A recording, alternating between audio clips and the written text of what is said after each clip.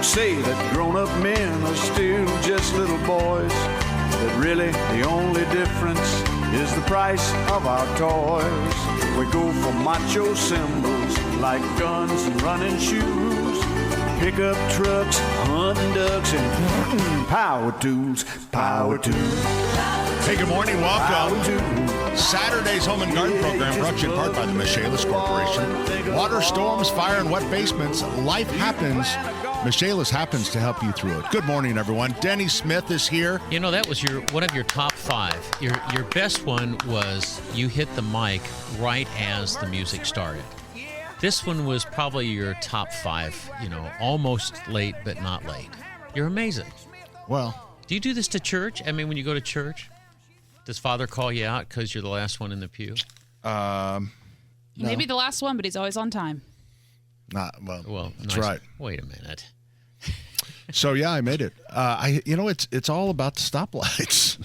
It is. And there was a little traffic. What's going on here? The Big Ten or something? Yeah, but Big Tens today, and also 465 westbound off of 67. That ramp's closed. I personally forgot that, so it's a little late myself. But we got here. There's some big stuff on 69 on the northeast side too. Oh, the southbound lane to 465 is opening, I think this morning or maybe Monday morning. Yeah, but there's a bunch of closures. You know what? Matt Bayer's around here somewhere. Maybe we can bug him and he can stop by later. I think there's like one lane going south. It was just looked like, and really, you know what? You know how everything is about me? Sure. Oh, yeah. And I'm thinking, people are going to be late for the train because they're going to get stuck in this traffic. Yeah. Yeah. Hey, we have a special birthday today. One of your heroes becomes an official burden on society today, December 7th. He's 65 years old, Jeff Cardwell. Oh, Jeff. We're the same age. What? You're going to be 65 this year? Mm-hmm. No. Yep. No. Is that not right? Well, maybe next year because you were born in 60, right? Yeah, next year. Okay, well, he's 65 today. Well, but... So we're 8 months apart. Am I talking to a woman here? What's the matter with you? No, I just... Get your calendar down. That would make us like in the same class in high school. I'll go. Anyway, happy birthday, Jeff Cardwell. About this. One of those great human beings that really is a great human being. Gives 10 times more than he gets. And I don't know. He's a good guy. He's a good guy. Well, that's all I have. That's all you have? Yeah. Well, I got a chance to go over to Sullivan Hardware during the day. Golly, Pat, it's just always jumping. Always jumping. The trains are moving on time. Especially as far just as about yeah, just about at dusk is the best time to see all the trees all lit up. Really the weather's been so cold and everything. I have to believe that's good for business. I just have to believe it's good for business. The cold. I guess it doesn't hurt, but quite honestly, I think this is one of the coldest starts to December. Oh, boy. We're going to talk about that in the weeds. Time. Yeah, in the weeds today. We got a little bit of our weather stuff. Yeah. But boy, oh, boy. And do you know why? I'll tease this one, Pat. El Nino or La Nina? Which is it, and which one's hot and which one's cold? Depends on whether there's queso on it or a red sauce. Allison, you're going to help me out here. Is it Tuesday special? Is it Tuesday special? There we go. Tuesday special. All right. But the cold, it's nice, but it's like the train we've run in a full day of rain, a full day of snow. We got 2 really bitter days, and then we had the wind that one day. The wind was crazy. Wasn't it, though? Golly. So I've been dying to get back up in the gyroplane. Get it here. It's an outdoor gyro. It's open air. There is no way you should be up in the air when it's this cold. But, if the winds are right, Allison, yeah, you can. And you can, but you're not freezing up there? Oh, hell yeah. Oh, my God. It's cold, but I just love it. You gave up the gyro that had the enclosed thing with the heater. Okay, it's the difference between giving up a car or a sports car for a motorcycle. This is a motorcycle in the air, and it's got a rough field package with tires the tires are about 30 inches. I kind of thought it was a lawnmower. Is it a 2-seater? It's a 2-seater. You want to go? Hell no. Come on, Pat. You're in the hardware business. You're fearless. I'm in the retail business. I am fearless, and I would still not do that. You still wouldn't do it? I open the door every morning. Go, anyway. Wonder what's going to happen today. Do you know what I did? I got a Ring camera because there was something's going on. I don't know what it is. I got a Ring camera on my gyroplane all the time. It only cost me $40, and I thought, this is pretty cool. I'll put it on the home, thing. Wait, something's going on? Like, So is the camera on the gyroplane? So it's watching it at all times? Yeah, and that's important for me because there's a little pilot light on there where I have an electric preheat on the system to keep the engine from getting too bitter cold. And, where do you keep it? I mean, at an airport, obviously. At an airport, yeah. So you're not keeping it in the barn or anything. Oh, no. And it's exciting. I'm going to get back up. I flew on the 27th and froze my butt off up there. Literally. Do you sometimes just open the app to look at your gyroplane and admire it? Now you sound like Jane. Jane's making fun of me because, yes, I do that, Allison, just to make sure it hasn't moved in the garage. The times we're going to have. Well, you know what? Well-behaved. I have to admit, I do have all of our cameras. You are the exact same way. I have all of our cameras on my phone, so I do occasionally like to look at the cash register and see how long the line is. Now, listen, 2 weeks from today is our Christmas party here for the Home and Garden. I have everybody's gifts have come, but Allison's. And I am sick to my stomach. I ordered it, and it's coming from a different country. Of course, trying to track it is impossible. As much as I give UPS and USPS, a bunch of crap, at least when it's coming from another country, well, no, at least when it's coming from our country, we can see it, but I have no idea. If it gets here, Allison, if not, you're going to get an old necktie that I have from the 60s. Fingers crossed. Yeah. I guess I should order your guys' gifts. I know what I'm getting Pat and Terry. I still don't know what I'm getting Denny. Denny's hard to buy for. He is.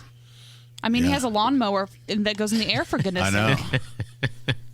What else could you get the man? Yeah. Hey, does your machine that Georgia's fixed up, will it engrave anything? Yeah. Almost anything. Is there almost if I come by and say I need this to a say loaf of bread? Yep. We can do food. You can do food? Yeah. So it can. I'm not sure we figured it out. Sullivan's has a new engraver at the Keystone location. So if you buy like a Yeti cup or something and you want someone's name on it, you can actually have one of our staff. I'll go see George. Best time is like during the week, early in the morning. Yeah. Yep. I'm filling in the blanks for everybody. That's good. That's all good. Kind of like the days when Dick And Crum. my thanks to Kalachi Factory, ladies. We have lots of muffins today. She gave me a complete parade. No, I'm looking at my friend over here. Oh, and Landon's joined us. But anyway, thanks to the Kalachi Factory. Calling him a woman? He's got a cowboy hat on. Oh, that doesn't make any Jimmy's difference. back for the day. Jimmy's coming back out of retirement. But anyway, Kalachi Factory, they've fallen in love with me because every week when we're in the studio, but they give me a variety of muffins today. Oh, that's really They nice. are really cool. I love a good Danny, muffin. who couldn't fall in love with you? All right. Now, Hey, speaking of cameras. my wife's listening, but I got a shout out from a girl I dated when I was 17 years old. Did she know you were dating? No, actually, she did it through a friend of mine, and I got to show this to Jane. Of course, confessing on 50,000 watts is the best way to do it. Jane, I just saw it this morning, and all I did was say, yeah, I remember that date. It didn't go well. So, What did she say? She sent it through a friend, just said she remembered me fondly. Oh, that's just a nice way of saying, oh, yeah, I went on a date with him. Why would, no. You don't reach out to old boyfriends and girlfriends. This is true. That can only get you in trouble. This is true. Yeah. But it sounds like it was probably just a passing comment. I don't think you have anything to worry about. I remember that butthead. Yeah. He was late. So cameras. We had Zach, who works at the store, and he's a recent graduate of Bishop Chittard High School. And so he was out front of the store, and he's going to staying in town to go to school because he's smart enough not to get himself in debt. But he was tying a tree on top of a car out front. Mm-hmm. Is this going to be a funny story? No, not really. I'm not supposed to laugh. Okay. No. It's just it's really a nice story about Zach. It's like so a car turned right in front of another car and T-boned it. Right on Keystone, and it went up on its side. Oh, man. And Zach just, because we have cameras, so it's all on camera. It's like Zach walks out, climbs up on top of the car, opens the door, gets the door open, and and the gentleman was not hurt, so he was fine. I bet it scared the snot out of him. Oh, Yeah, man. but Going up on your side like that? I thought you were going to say Zach went over and pushed the car over like Arnold Schwarzenegger and then lifted it up. But he got in and he helped the guy out. him. Yeah, he was about my age and helped him out of the car. So I thought that was nice because like your age, it was an old guy? Yeah, an old guy. And because, when we pass an accident, because I probably do it too, it's like you don't want to get involved, right? It's like you don't want to stop your day. And it's like, and somebody like him, it's like he could have stood on the side, but he went out. Nobody was stopping to help. Yeah. So. We lived on a bad intersection at 10th Street and Country Club Road, and there was always an accident. People, before they got the light in, and people were always getting T-boned. And Andy and I were going, I think we were going to a Boy Scout meeting. We had our Boy Scout uniforms on, and some guy gashed up his forehead. And, of course, I got 2 Boy Scouts in the car. Man, we were full load there. I mean, Boy Scouts on the ready, first aid, merit badge, everything coming back to you. And he went through 2. The thing was probably the size of a tennis ball, about 2 inches, just gashed open his head. It's so much blood from your forehead. I think my story was better. Well, because it was about a hero. Yeah, and I had a happy ending. And you're telling kind of a gory. No, you're you telling said the good thing about he pulled an old man out of the car. Somebody that was your age. You're not spending enough time talking about the Boy Scouts helping him. You're talking about his wound. Oh, and well, it's breakfast time. That's what I remember. I mean, it was a pretty big wound. Anyway, but nobody got hurt. Nobody got hurt. Zach got him out. Yeah. Do you realize how hard it must be to lift somebody out of a hole? It's like pulling somebody out of a cave. Just, helping him up with his hand. Holding the door open. Nobody else in the car. Nope. So the guy he pulled out, was he the guy that T-boned? Yeah, no, he turned in front. Oh, boy. Of the car, yeah. Those things happen. Yeah. It can happen so quick. I know. Have you done the roundabouts and all of a sudden you've got this blind spot and all of a sudden somebody's right on you? You think, I thought I looked that way. I know. The other thing, being that Thanksgiving was, how long ago was Thanksgiving? Was that last week? Yeah, a week ago Thursday. Was it? Man. When we, my sister Sally lives in Carmel, so we go to Carmel. And you notice all the cars are going through the roundabouts really slow. Because everybody has covered dishes that they're taking to Thanksgiving. I wondered what you were saying. And it's like, that's funny. You don't want the beans. You don't want to spill the Jello. Yeah, we had taters. You don't want them to slide over. So everyone go the roundabout that one day in Carmel. Everyone goes slow so their cranberries don't go everywhere. That'd be a good driver's ed tip. Go around the roundabout like you have a Thanksgiving like meal a in your car. sweet potato pie. That's a great idea. Wow. Okay. You guys break. This is the second. I gotta take a call. All right, we'll take a break. All right, you're listening to the Home and Garden Show. We're brought to you by the Michaelis Corporation. Water, storms, fire, and wet basements. Life happens. Michaelis happens to help you through it. It's 844-FIX-INDY right here on 93 WIBC. Hey, good morning. Welcome back. Pat Sullivan, Denny Smith, Terry Stacy is on her way in. She'll be here at 10. She's at Wish TV doing something. Big TV star. Yes, Allison is here with us. And Jimmy is back for a limited edition. How's it going? He unfortunately has to work with Tony Katz every day. Oh, boy. And this is like therapy. It's a vacation for sure. Hey, the St. Elmo's shrimp eating contest for the Big Ten Championship is today. And in studio, we're going to have Joey Chestnut. No, we're not. He's not. That's yesterday. Did you pull that out of the wastebasket again? Yeah, it's from the Hammer and Nigel show. Yeah, yesterday, Hammer Nigel, they did their own version of a shrimp cocktail eating contest between the two of them. And let me Joey guess. Chestnut was in here, and he kind of facilitated it. He was the judge. Yeah. Yeah, let me guess Poor that Joey. Hammer won because Nigel's got such a tender tummy. Yeah, but I will say no one threw up this year, so I think we're Somebody winning. threw up before? Yeah, Nigel doesn't do well with spicy stuff too much. But Yeah, I don't. I'm with him. I love I love that don't shrimp. judge. And every once in a while, the waiter, like we go to Harry and Izzy's a lot, and they'll say, "Do you want a milder version?" It's like, no, I can take it. Yeah, and then your I'm eyeball like, no. starts sweating. Meanwhile, I'm like scraping love part of it it. off. Do you It's really? good. So but good. It's a way to open up your sinuses for sure. Hey, we're 1 week away from Radiothon, and the shout-out goes to Sullivan Hardware. We didn't put this in the spot, of course, but, Pat, that is a major dump the warehouse, put it back in. Anyway, on behalf of Indianapolis, the Salvation Army, It's next week, less than 7 days. It's going to be Friday morning. We start at 6 o'clock. But thanks for letting us have that venue one more time. Okay. Yeah, no problem. Just glad to do it. I'm just glad I'm not you. And that's because I will say our staff is pretty worn out. I bet so. I mean, we get out. I left last night about 10:45. And it's just, the train is a lot. Yeah. Oh, absolutely. But you know what? The Salvation Army does such great work for this community. And I have to sometimes remind everyone that the Salvation Army does such great work for this community, and we are very fortunate to have them. So you know what? And the competition begins. We've got this throwdown amongst the WIBC media. Each one of us have our own kettle. And all I want to do is virtual kettle. Virtual kettle. All I want to do is beat Pat. I don't care if I beat Hammer, Nigel, Rob, Casey, anyone. I don't care. I just want to beat you. So if you go to WIBC.com, you can actually donate to Radiothon now, but you can pick which host you wanted to put in their virtual kettle. Right. Just don't pick Pat. So okay? I have matching funds from Swain Co., Garage Doors of Indianapolis,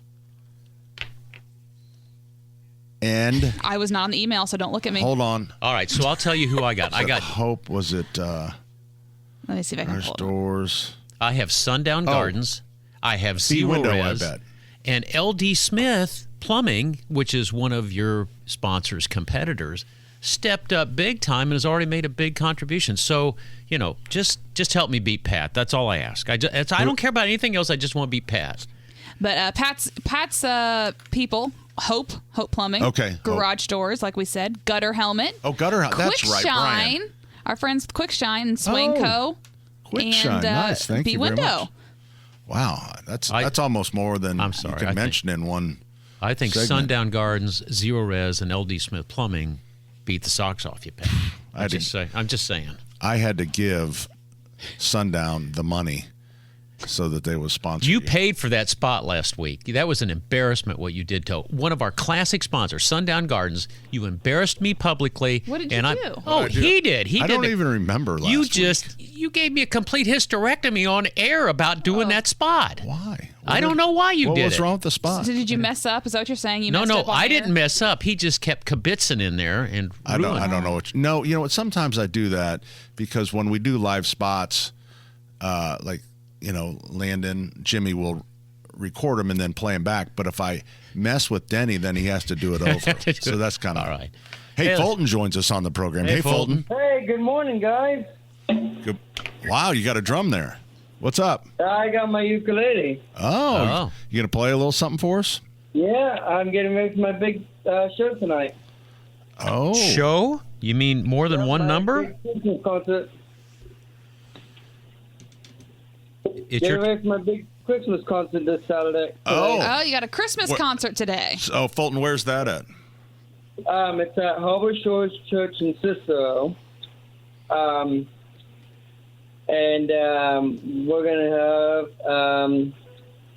have raffle ticket or something, and we're going to have hot cocoa. And Oh, nice. A raffle, some hot cocoa, entertainment from Fulton. What are you singing, Fulton? Singing Joy to the Wood. You guys want to hear? Yeah. Sure, it's in the key of C. That's a good Here one. we go. All right, here we go.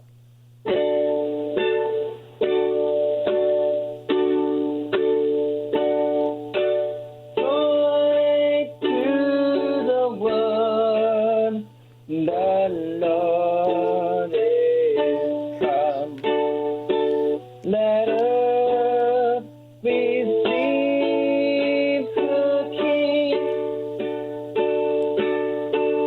Let every heart prepare him, and heaven and nature sing, and heaven and nature sing, and heaven and nature Sing. Good job, Oh, that buddy. was wonderful. Fulton, Nice job, buddy. good luck tonight. Bring in the holiday spirit. Is it a competition? Like you get prizes? Well, it's just for fun. It's for Oh, fun. good. It's the holidays. It's the holiday season. I'm showing my mom videotape it tonight. Okay. Oh, good deal. All right, man. It's great to I'm glad we could provide you a little practice, but you sound spot on. I think you're ready to go. That's straight off the record. I am. I'm ready to go. And we just started our first basketball practice yesterday. And you are busy. Fulton, we'll check in with you next week, all right? You have a great performance tonight. We're coming right back. Wait, we can talk to Richard here? Oh, Richard's on a different line. And Richard, on a ukulele? Yeah. Richard Hey, Richard, why don't you go ahead and follow that? Hi, Pat, Danny, Allison. Good morning. How is everybody? Good morning. I'm good. about sick of cold weather, Richard. You guys got to be jumping with this cold weather. We are jumping, and I'm just starting to get used to the cold weather. We actually poured some concrete yesterday at a new location, our new facility, and we've got it all buttoned up. It's always a little frightening when you pour in this kind of weather, but boy. With all the additives, it shouldn't be a problem. But we're excited about that. So I'd like to talk a little bit about our foundation and crawl space repair services. Okay. I think I've mentioned in the past that we don't request any money down, and a lot of our competitors do. So we don't ask for a deposit, and we don't ask for any money until the client's completely satisfied. So if any of your listeners are considering any of those type of services, we request that they kind of look at our firm and see if we can help them out. So are you doing a lot of encapsulation? We're doing a lot of encapsulation, but we're also doing a lot of the French drain systems, the water management. Yeah. So, Pat, it's going to be a French tile system or French drain system with some pumps. And then we're also doing a lot of foundation repair. When I say that, of course, lifting with helical piers or push piers and stabilizing the properties. But this offer for the no money down is really just for the foundation and waterproofing. That's a big deal, Richard. Yeah, that's a big deal. Well, and we're not having any problem with any type of collection. So it was frightening to think about it first, but. When your work's good and you've got that trust with the client, it's just not a problem. So, I don't know what everybody else is requesting out there as far as the other competitive companies in town, but that's our stance. That's our position. No money down, and you don't pay a nickel until you're completely satisfied at the end of the job. Richard, have you seen any of it seems like it's always concrete, like the concrete guys that, they end up you'll see them with sledgehammers because the people wouldn't pay. So they literally there's a video online. This homeowner wouldn't pay for the concrete, and they just came back and just sledgehammered it. It's mafia style. Yeah. Is that legal? Wow. I mean, I don't know. The people got what they deserve. I doubt it. I doubt it as well. Yeah, I've heard the term unjust enrichment. So that may be a legal term you can fight in the courtroom, but I don't know if you're going to walk into somebody's house. I can just see the concrete guy. Windows or the bathtub. I'm sorry, Your Honor. I was just killing the cockroaches. They were all over, and I thought I was doing him a favor. There's an old story about a mason that would always put. And this is back when we had wood-burning fireplaces, and he would put a sheet of glass halfway up. Okay. And then when the customer paid, then he would drop a brick down the top and break the glass. That's pretty smart. I love it. Yeah, me too. Anybody who's been stiffed by somebody, mechanics liens only go so far. And nobody would know it's there, so they tried to use it. They'd smoke the house. I'd have to do that in plumbing. Do a plumbing job, but then sort of have a little balloon in there to block it, so it's stoppage. Yeah. There you go. Richard, you're the best, man. You're going to be with us next week. We'll see you, I hope. Absolutely. Yes, looking forward to it. All right. And I concur with Denny. Every time I drive by your location, you're just as busy can be. So, congratulations. And you're making families and grandchildren and children completely, it's a lot in of the fun. Christmas mood with all your efforts. It really is. It's you know a what lot that's of fun. all about, Richard? Pat had a wish once. He says, if I die, I want to die of exhaustion and not depression. So that's the issue. I love it. Yeah, I'll sleep when I'm dead. Yep. There you go. Thanks, Richard. It's the Michaelis Corporation. The number 844-FIX-INDY. That's 844-FIX-INDY. Water, storms, fire, and wet basements. Life happens. Michaelis happens to help you through it.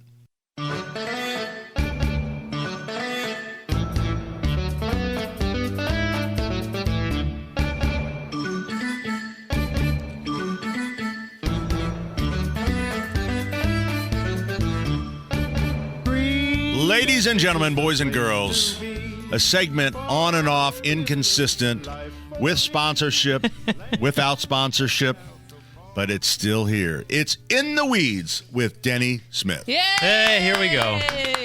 Well, this week, of course, we had this little cold spell, and so I started doing a deep dive. I was going to call my buddy Kevin Gregory. I was going to get Chuck Lofton's phone number from Pat because they're a buddy. I even was going to reach out to Brian Wilkes. But WISH Channel 8 is our media partner. And they have a young man that does the weather that wrote a great article that showed up. His name's Ryan Morris. He's one of their meteorologists. So he's talking about La Nina and El Nino. So I thought we'd do a little bit of a review here. So there's a this all starts out in the Pacific Ocean, just south of the equator, to the west of South America. Okay? So that's where all this weather that we're getting now starts. Mm-hmm. So El Nino, La Nina, which one is hot weather and which one is cold weather? El Nino is hot weather. Pat, you are absolutely amazing. You really are. Thank you. Do you think that's right or wrong? I'm going with it. Yeah, it's right. Okay, so the last 3 or 4. I mean, it's a 50-50 shot. I know, it was a 50-50 shot. La Nina. Let's calm down a We little think bit. that La Nina, that the woman, the feminine would be the hot one. But no, we're getting La Nina right now, and we're expecting the weather to be colder. Sure. But Women are always December the to cold. February. Did I ever tell you the time, and this won't be long, that I won in Did I mention first that we were grade? Brought to you by the I won a E.F. Marburger. classical music What? contest. With the harmonica? And over at St. Joan of Arc School, they would play this piece of classical music, and then they would give you, 3 choices. Oh, you had to pick which song it was. I was just a good picker. Wow. Out of 3 choices, you got the right one. As I was saying. Yeah, like there's a whole series of Pat, them. this is sponsored by E.F. Marburger, the greatest flooring people. I guess what I'm just saying, it's like, 9999 Allisonville Road. You know how to pick Kim 'em. and Kelly, thanks. Please forgive my partner. But anyway, Sam Ashley is now the guy for NOAA, for the weather service here in Central Indiana. National Oceanic. The word came down from on high. We cannot use wind chill anymore. Have you heard this? No. We're not allowed to use wind chill. Why? I don't know. But remember that extreme cold watches are what you're going to hear. You can't say wind chill watches anymore. And you can have cold weather advisories and warnings. Those are the new terms. But it's verboten to say wind chill now. The meteorologists have been put on notice. They get written up by the Weather Service. True story. Interesting. True story. Anyway, we're looking at La Nina, and we've had a lot of, anticipation. We have been so lucky these last 10 years. But here are the statistics. Since 1950, we've had 15 winters with La Nina, and this was the projection. So this is what we're coming into. They think that in December we'll get 5 inches, January 8 inches, and February about 6 inches. So that's a total of about 18 inches in typical La Ninas, and we've only had 15 of those since 1950. The precipitation, now this is what's funny, is that we think that precipitation, we're supposed to get 8.7 inches of precipitation. Everybody says, oh my God, it's going to be snow. No, precipitation can be exactly what we had a week ago. Or, That's right. It can be rain. Because if it was snow, Denny, it would be like 80 inches. 80 inches, that's exactly right. So don't be faked out by that. But here's the temperature projections. December, they think it's going to average about 31.6. January is going to drop a little bit, get down to the 27s as an average. Oh. And in February, it's coming back 33 degrees. So that's the average is going to be positivity. Hey, what is Fort Myers going to be? Because that's where I plan to be. December through February, these are the averages. Now, I just gave you the La Nina ones, which means that it's cold in the Pacific right now and it's coming our way. The average high temperature for February and December, or December through February, 39. That's the average high. The average precipitation is 8.47 inches, and the average snowfall is 21.2 inches. Now, again, when you say precipitation, that's probably water. Water. Yeah, but the Rain. average snowfall is 21 inches. We haven't had 21 inches of snowfall in Indianapolis for a long We have time. not. So, anyway, batten down the hatches. It's going to be interesting to be sure. But as far as Allison, you were supposed to get the roadkill and do the squirrel tails. Pat, this is my disappointment with the local weather people, meteorologists, including Wilkes or Chuck. It's like, don't forget Kevin Gregory. Yeah, Kevin. They're looking at this stuff a world away, and they don't pay any attention to woolly worms, to hornet's nests, Raccoon tails, flies on the septic tank. Flies in the septic tank. It just seems like a laziness on their part. It's kind of embarrassing to sit at a desk and look at a map on something that's happening nowhere close and not getting out and checking the color of woolly worms. Yeah. And persimmon seeds. I mean, how many persimmon seeds has Kevin Gregory cracked open in the last year? Well, I don't know. Terry did one last week. What are you busting Kevin Gregory's chops for? He's just an example. Well, because I think he's the only responsible one that could use a knife. Use a knife. Yeah, I wouldn't give Wilkes a knife. Last year we had 8 inches of snow. This year they're predicting in the 20s. So 3 times as much snow as we had last year. That's about. And it's going to be really cold. Great segment, Denny. Yeah. You know what? You're patronizing me, Missy. And what we've done at the Sullivan Express, we now make our own snow. We had to stop waiting for real snow. Have you made snowballs? No, but not legally. You know, it's kind of funny because the snow. I know we got to go. The snow that we make, it's kind of like a soft, kind of a soapy. Yeah. Ew. So the kids are always like, if you see the trains go down, like all their tongues are sticking out. Oh, it's like, no. That's going to taste like detergent. Oh, it's a surfactant. There we go. All right. There we go. Coming right back, 93 WIBC. Hey, good morning. Welcome. Happy holidays. Happy holidays. Merry Christmas. Guys. Merry Christmas. Happy Christmas. Have you got a favorite Christmas? Well, no. We'll save that because we've got Wounded Walt over here on the board with his cowboy hat. Yeah, what happened, Jimmy? Jimmy's back for the day, and I saw him last week when I got back from vacation. He had this giant, cast thing on his hand. And everyone assumed that it was a Tony Katz altercation. Yeah, it was a fist fight. But I think he was taking his dumbass pills, and they finally caught up. No. So what happened, Landon? I wish you'd watch your mouth. So to put a little bit of backstory here, I went to Seattle about a month and a half ago. And one of our last few days there, my friends still took me out. They're like, hey, let's go scootering and let's go see the town, like those Lime scooters. And I was like, I don't want to. And they finally convinced me to. And I was like, okay, the scooters are pretty fun. I know the risks. I know the dangers going in. And this was a couple weeks ago now. I had to do Tony's show and I had trackside the same night. And I was like, I got 4 hours to kill time. I was like, I'm just going to go on a ride downtown Indy. As I'm riding, I was like, exactly. I'm riding and my hat blew off. And I went to go slow down to turn around and get it, and I overcorrected and I ate it, and ate it as in you fell off your scooter. My fate. Did you lose any teeth? I haven't seen your mouth open. No, I did not lose any teeth. Okay. When I hit, I was barrel rolling down, and thank God I was in the bike lane, and those white posts in the bike lane. Yeah, those plastic ones. Yeah, thank God they're plastic because I saw a couple about a centimeter from my nose as I was rolling, and I was like, oh boy, this is the part where we're gonna have a cracked skull or lose a few teeth, you know. And I flip over and I stand back up, and I'm like, all right, I'm definitely hurt, but I'm okay. I'm alive, you know. Right. And I went back. And I'm crossing the street, and some girl sees me. She just looks like she saw a ghost. She goes, are you okay? And I'm like, no, I'm pretty far from okay. I just wrecked a scooter. I'm like, why? And she goes, your face is just covered in blood. Oh. And I was like, oh. And I had a nasty cut on the side of my nose, and on the inside of my nose, just leaking blood. And I was like, okay. I went to the bathroom, cleaned myself up. I had road rash all over me. Did you break your nose? No, didn't break a nose. And I called my dad to tell him what happened. And I was sitting there the right side of my ear just went completely deaf and started ringing. I was like, uh-oh. I was like, that's not good. I was like, I may be passing out. And my dad's like, you may have a concussion. I was like, I don't know. Afterwards, my head stopped hurting. And he's like, do you need me to call 911? I was like, I got trackside to do. So I did trackside with... What a dedicated employee. Seriously, that is a testament. Employee of the year right there. And it was 2 hours for the show, so I was like, I can't, we're doing the show. So I did the show. My dad's an x-ray tech, and he's like, when you get done with the show, he's like, come over to my hospital. We'll come check you out. He did some x-rays on me. He's like, well, congratulations, son. You got a broken 5th metacarpal. Oh. Wow. Which is a finger? Yeah. I got 3. So they got you in a splint. Can you pick up a fork? Yes, I can pick up a fork. All right. Can you blow your nose? Yes. Well, the hardest thing I've realized to do with this is putting on deodorant because you got to twist your arm. And that's a bridge too far, Landon. Yeah, just don't wear it. No, it's not. So a lot of people don't realize Ortho Indy owns one of the scooter companies.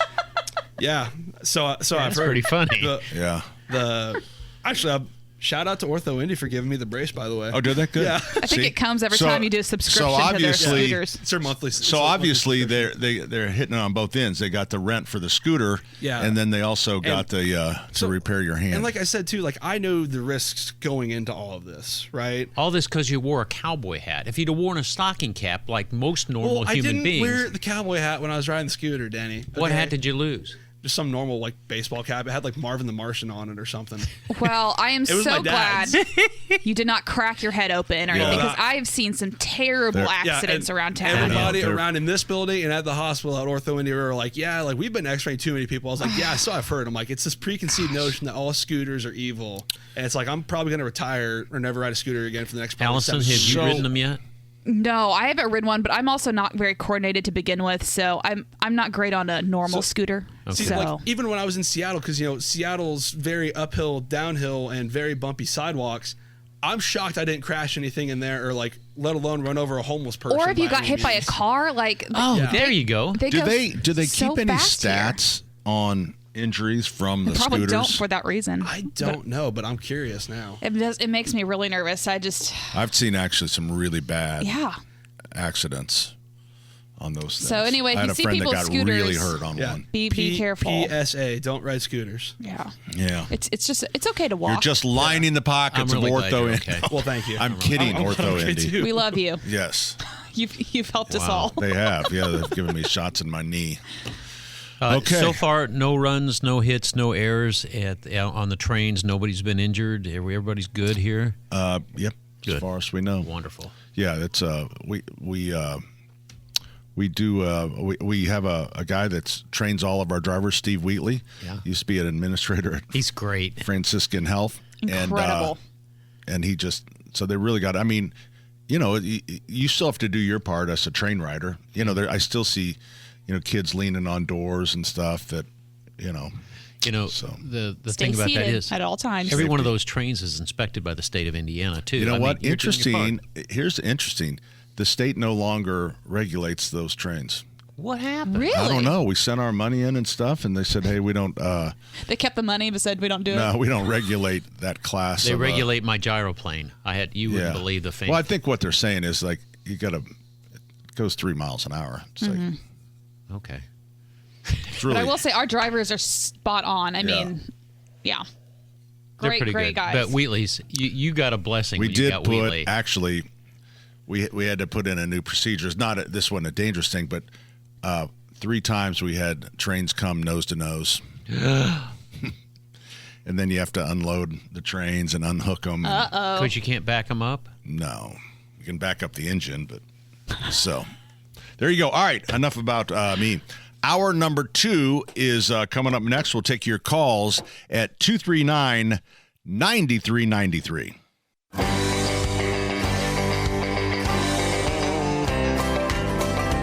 Well, some folks say that grown-up men are still just little boys, that really the only difference is the price of our toys. We go for macho symbols like guns and running shoes, pickup trucks, hunting ducks, and power tools, power tools. Those muffins are really good. All right, that's the kolache. That was the chocolate chip one. Have they always had muffins? No, they've sort of come up with them. Their home offices in Texas, and they come up with different things. And finally, Lan will get them up here on Michigan Road, the Kolache Factory on Michigan Road. They take care of us, and I pay for it. I mean, he really knocks himself out, and so does the. They're really good. Really moist. I love a good muffin. Do you? What were the other ones? I saw the chocolates, and then there was like a There's a lemon, and there's lemon. There's something with walnuts on top of it. like it looks like a pecan one, and then Is it pecan or pecan? oh gosh, don't do this to don't me because do then that. I have to think about it. We've always said think I said- pecans. I We think I said said pecans. pecans. We have always said pecans. But I think if you're Southern, it's pecan. Pecan? Yeah. Yeah. Well, it's a home and garden show. We're brought to you by the Michaelis Corporation. Water storms, fire and wet basements, life happens. Michaelis happens to help you through it. They're going to be with us next week for Radiothon. And Pat, that's 1 week away. We don't need to talk about that. Yeah. Yeah, 8-4 luckily I took my Lexapro this morning. Really? We have Lexapro Christmas ornaments. Get at out the of store. here. I love it. Yep. I've bought 7. Well, what's the That's difference just between for my tree. Lexapro and Prozac? Remember, Prozac used to be the big one. It's the same They're thing. just different. People Yeah, little- respond differently to different ones, and so and I never needed it until I start working with you.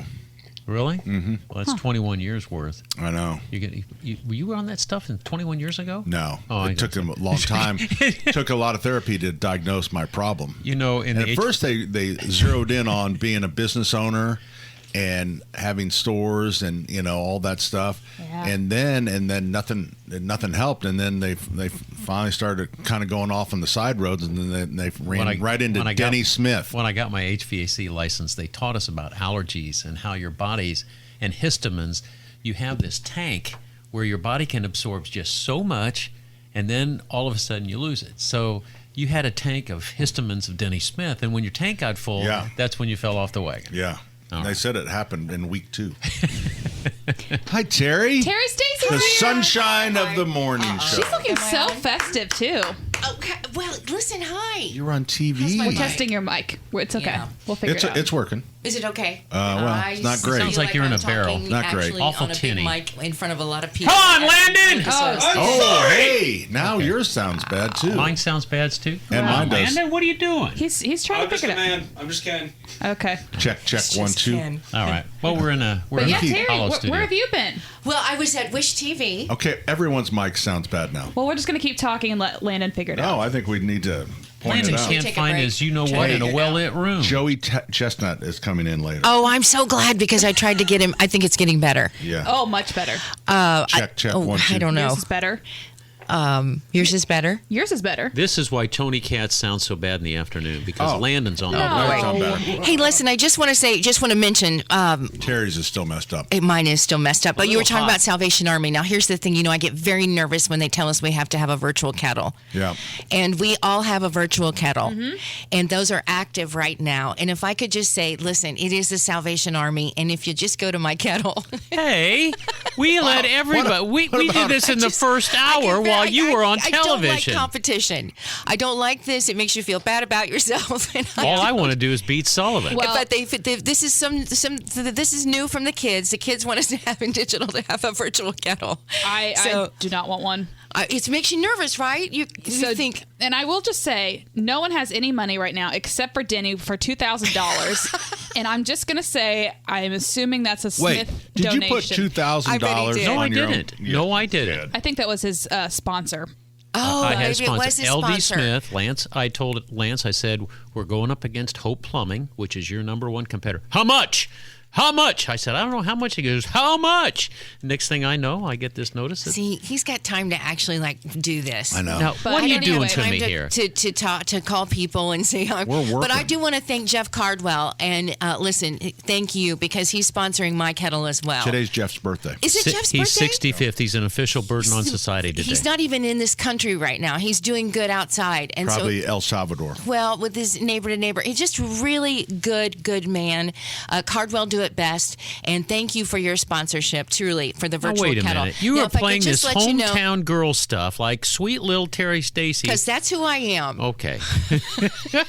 All right, so what do you So- do? Yeah.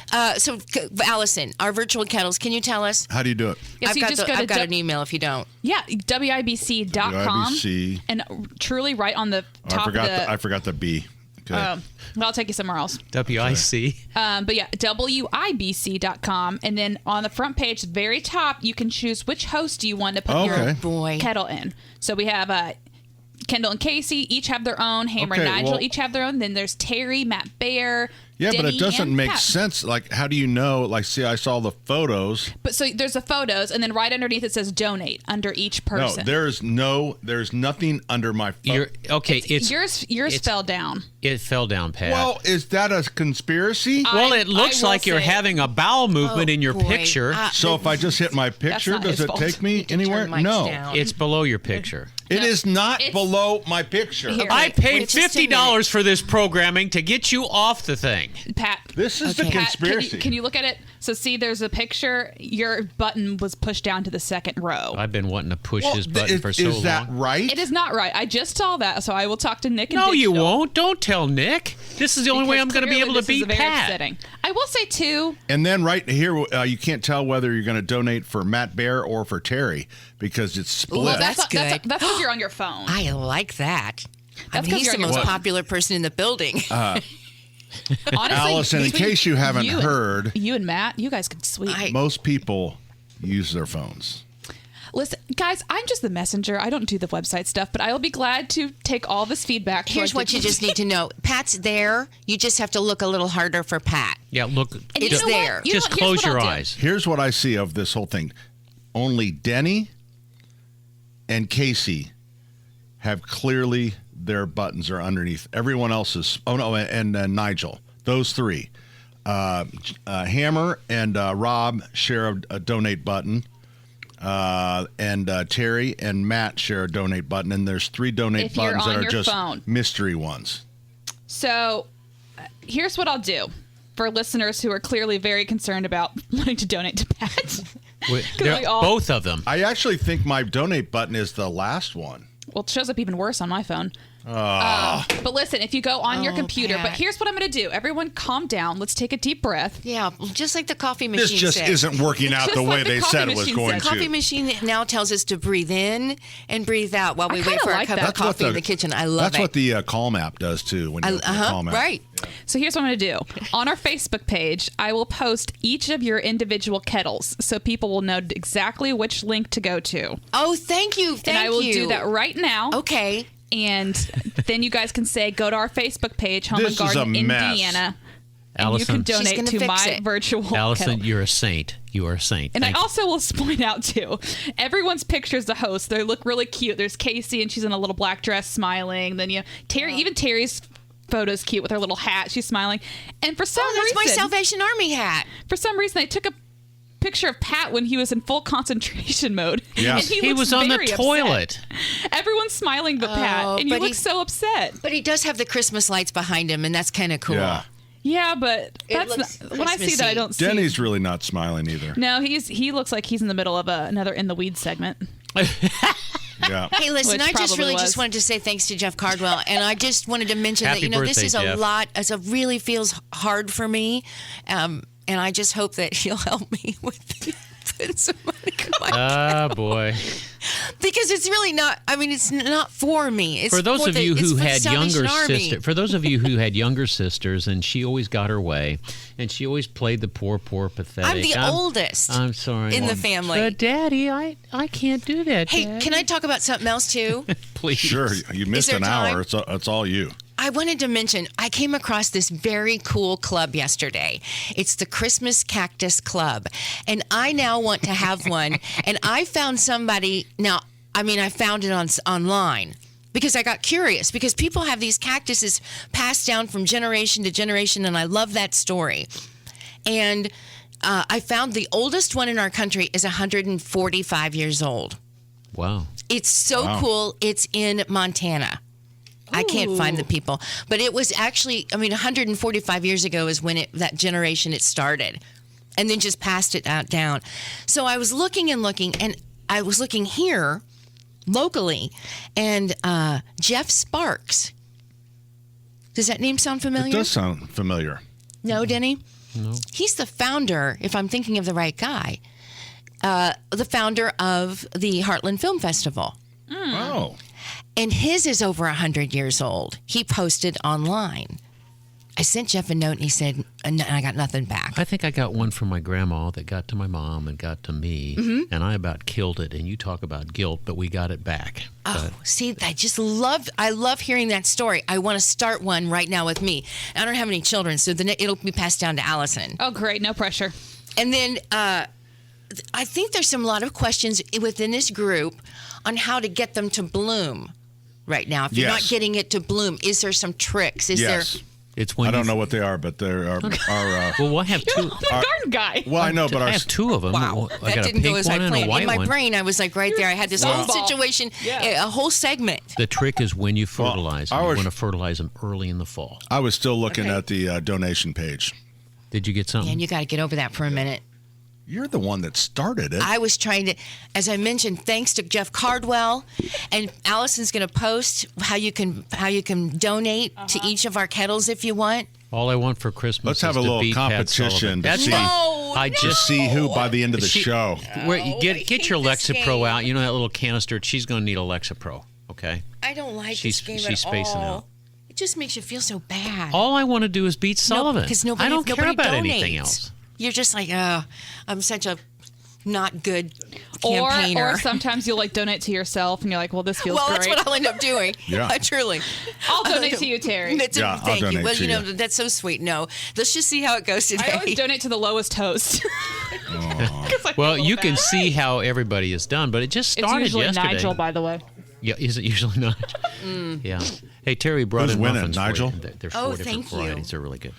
Hey, All right, are you about done with this Joey thing? Chestnut is really not here today.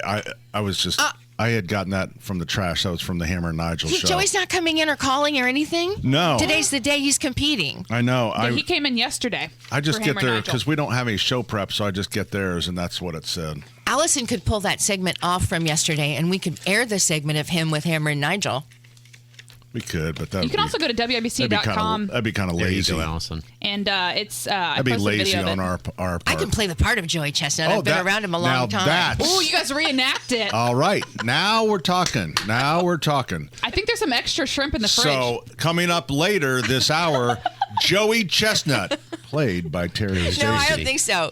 I need a stand-in. 239-9393. If you'd like to play the part of Joey Chestnut today, since we don't actually have him. Right. If you could play the part of Joey as you get ready to compete in the St. Elmo. Right. I have a whole list of questions for you, about, the slop of it all. And, Right. Yeah. And the So heat. you play the part. Yep. 239-9393. Coming right back, 93 WIBC. Landon's music is best. Do you play Thank the you. stuff for Tony Katz, Landon? Yeah, I do, but it's all classic rock, so Oh. I got a chance to. Hey, good morning. Welcome back. Pat Sullivan, Denny Smith, Terry Stacey, Allison Lemons. The Home and Garden Program brought you in part by the Michaelis Corporation. Water, storms, fire, and wet basements. Life happens. Michaelis happens to help you through it. Who's got their tree up? Denny has had We his all up in did. October. I got 4 of them up. Oh man. 4 trees. Do you decorate them? No. Well, no. We just light them up. They're beautiful the way they're the forest Yep. trees that you have. Terry Stacey? I have. No. You don't have your tree up? Really? I my mom sent me one that is just this, and it's up, and it's just probably a 4-foot flat Christmas tree that that sets on the hearth. Yeah. And I just love it. And Wait, what do you mean it's a all flat? strong. It's not a full Christmas tree. It's made out of wire. It's like a handcrafted, made Does it out have of lights? wire. Does it have and it's lights? all lit, all solid, and it's about 4 foot tall, star on the top. But again, it's all made from like handcrafted, and so it's not a big full tree. Yeah. Kind of flat. Do you like it? I love it. That's kind of a cool idea. It's really cool, and it looks great on the hearth. Allison, do you have yours up, and is the dog eating it? We do have it up. And we yours have is a artificial as well? artificial, and we have a baby gate around it for the A baby. dogs. Yes. I thought you said a baby Yeah. gator. I didn't hear that. No, a baby gate. You got to Okay. think. To, Right, that's so smart. Our tree went up yesterday. Oh, tell us So- about your tree, because I imagine it being the most magnificent tree of all. Well, you would be wrong. So because we have a tree setup program, so I So signed you up. hire people to come out and I- they set it up. I sign up, right? So Wow. so the guys came, and when I got home, the tree was up and it was beautiful. And then Beth and I have to struggle through actually decorating it. Oh, so they set the tree. I was thinking they've even decorated No, and they everything. don't decorate. But I mean, trust me, I'm trying to. And figure you that participate out. in the hanging of the ornaments. I do. I yeah. Beth is not big. That's not her. Yeah. It's not her thing. Do you all still have tinsel?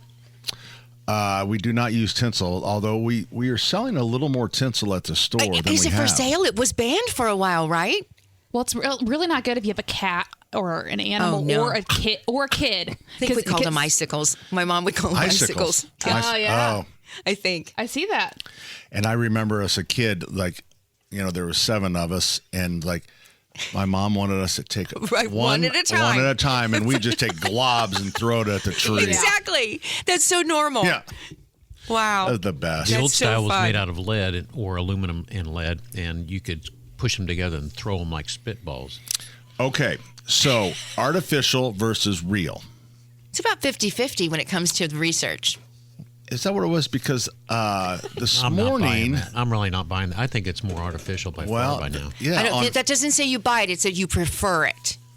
on Fox, was it Fox or what was I listening? No, it wasn't Fox. It was Fox Local, I think. 78 million, or was it 78%? It was 78% had artificial, which I didn't believe. Oh. But and then they got into the thing what's better for the environment.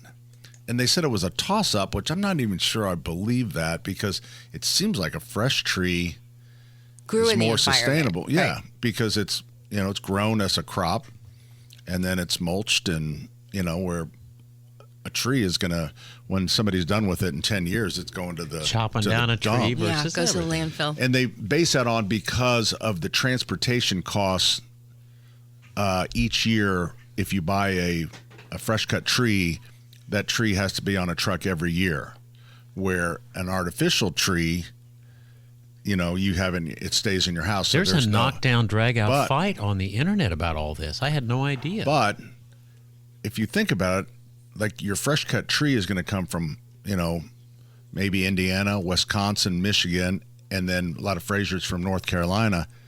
Your artificial tree is coming from China. Yeah. So doesn't I that get seem it, like right. the distance would be, it just seems like a fresh cut would be the most, environment It's like So- friendly. Go ahead, Allison. So the most recent data is showing that, according to this statistic.com, which I'm sure is legit, 47% of U.S. households display an artificial tree, while 24% have a real tree. Okay. And where's the other it's percent? worth Well, they the- just don't have a tree, or they don't celebrate Christmas. They have a flat. Oh. They have a flat metal one on or their hearth. or the 0.001% is the Terry Stacy household. Yeah. How many does it have a way. category for flat iron ones? Stats are out on that one. It supported an artisan. Okay. Okay. Well, you know what? I do understand that. Maybe. But that's when you all you just said, all I had to hear was China, and I'm like, okay, let's. Why aren't we making them? Here we go again. Why aren't we making these trees? It's just too expensive. It's too expensive. Yeah. And so let me tell you, if they put a tariff on China, stuff coming over, does that include our Christmas trees? No, you know what? China has been part of, Trump's not dumb. And when he put the tariffs on before the 2020 election, Christmas was not included in that. There was $350 billion worth of consumer goods that affected us would be patio furniture was 25% tariff, but Christmas was saved because that would not be a good political so that move. window, just that window of time, or China. I'm not sure I understand your So question. you're saying because of Christmas, it did not. Christmas is not. It has never been, or for this most recent tariff, the 25%. Oh, it's not been there. It is not. Oh, part okay, of I it. understand now. So other That's things. interesting. Yeah. So because I think that's politically, I think that's smart. I mean, you're, Yeah. putting a tariff on Christmas. What if they did? I just think it would be a bad move on I their went part. to the- Okay, so what happens? What would happen well, is I will tell you what happens because there's and this is real world in our world when the tariff went on at first, when President Trump always says, well, China's going to pay for it. They did pay for it for the first 2 years. They paid for it. Then they paid the third year. They paid half. And you paid half, and then that half then would go to the consumers, the U.S. consumer. Well, then They moved saw- to Vietnam. So then that's exactly what happened. Is then that business slowly moved to Vietnam. So now we buy very little patio furniture from China. It's coming from Vietnam, Indonesia, and different places. All right, so here are the statistics that come from the American Christmas Tree Association. This was as of July 24th of this year. It says 99% of consumers intend to display at least one consumer tree or Christmas tree, and of these, 80% will choose an artificial Christmas tree and 22% will opt for a live tree. So it's about 1 to 5, 1 to 4. That's from the Christmas Tree Association. But they said what percent put up a tree? 99% of consumers intend to display at least intend. That's the intent display part at least again. one, but they said 80% are artificial, 22% opt for a live tree. That's probably about consistent with what you're selling, Pat. Yeah. I mean, we have not seen much of the reason we've seen a slowdown in fresh cut trees is the shortage of trees and the price has gone up so much. I mean, we are selling a tree, like a 7 to 8 foot Fraser tree. I mean, we pay now what the retail was 5 years ago. Oh my goodness! So that tree used to be $60. That's why there's an American $70. Christmas Tree Association. Yeah, that's right. But they're almost done. The shortage is almost over. The shortage is not because those trees have matured enough now. Yeah, that because we're when the growing as shortage babies started in 2008, they didn't have enough. Right. We have 200. I think I heard 200 Christmas tree farms here in Indiana. Yeah, that sounds Really? right. It's a great business for our state. Did we take any break yet? Well, it feels like we've been talking a long time. Is this the first? No, Still or the first segment? This is the second segment. Oh, it is. Okay, Yeah, so we did take a break. Yeah. I didn't really know. Look how comfortable we get. Yeah. We have to be very careful when we get this comfortable. Yes, we do. We can't Yes, you remove do. All right. So when we come back, I'm not sure I got all my Christmas tree tips in that I was after. Okay. But To be I continued. I have an update on weird flavored candy canes. Oh, super. 93 Save me. WIBC. Hey, good morning. Welcome back. Saturday's Home and Garden program brought to you in part by the Michaelis Corporation. Water, storms, fire, and wet basements. Life happens. Michaelis happens to help you through it. So we are here till 1 o'clock taking your calls at 239-9393. So if you want to jump on board, it's a bit of a, around the holidays, we tend to be a little more crazy, just talk about anything. So whatever you want to talk about is A-okay with us. If you are getting a fresh cut tree today, if you're, or you can be going to one of the mini farms like Dole's and cutting your own tree, and then some of the farms will also bring in fresh cut trees from Michigan, Wisconsin, stuff. But the key is for the health of that tree, and it almost is working into our favor that Thanksgiving was late this year, because the trend now, which has changed over the last 30 years, is that everyone buys, or a lot of people buy their trees on Thanksgiving weekend, and that was not of part of my childhood selling trees. It was always the first 2 weekends in December that were the 2 busiest. Not, matter of fact, we didn't even have our tree lot set up on Thanksgiving. A lot of people used to set them up on Christmas Eve. Dad told me stories about they did it 2 or 3 days before Christmas. So that's all. Which really never makes much sense to me either. But I guess we maybe used to enjoy the holiday a little longer after Christmas. But so it's working in our favor, because now this is one of the busiest weekends, and that tree should last. But when you take it inside, make sure you give it a fresh cut. If they fresh cut it at the lot, make sure that it's in water within 2 to 3 hours after that cut is made, because if it's not, the sap will start to sap over, and it won't take up water. Don't skin the bark off of it. If it doesn't fit in the stand, you need to probably get a bigger stand. I mean, if you have to cut a knot off here or there, or maybe make one slice, but all those little straws that kind of suck the water and keep that tree fresh are right there, and you can kind of disrupt that by skinning the bark off of it. That's where the little straws are that draw up all the nutrition and moisture into the thing. And if you do that, and God bless the retailers in this world, they get to sell a bigger tree stand. Yeah, it's the right thing to do. It is, but it's so you don't want to do that. Be careful about putting it over the top of a heating vent. That will obviously dry it out, and you can't for the same reason we just talked about, getting it in water within 2 hours. Same thing goes in your house. If you let the bowl go dry, then it can seal over, and then will no longer take any more water. The best example of that is Christmas Vacation, when the big dog, I don't know what type of dog it was. Yeah, Rottweiler drank all the water out of the tree, and of course then somebody tries to light a cigar and it lights up the whole thing. Mm-hmm. Christmas Vacation's got a lot of lessons about Christmas. we sell so much Christmas vacation merchandise. Oh, yeah. From moose mugs to... I would say Christmas Vacation is a big one. Elf is a big one. Yep. And this is actually, we're selling a lot of, because this is the 60th anniversary of Rudolph the Red-Nosed Reindeer. Oh, I did see a lot of that stuff around the store. That's Yep. fun. So, yeah. Gene Autry. Yep. This is its 60th year. So we have puzzles and ornaments and all kinds of stuff for that. Now, are we ready? Oh, I can't really. Terry's not here. Is she coming back? Yeah, she's. We're preparing a little bit for Craft Corner ahead of time for once. That's And we fine. don't want to stink up the studio. Okay. Oh, I have some questions. We were talking about live trees. Yep.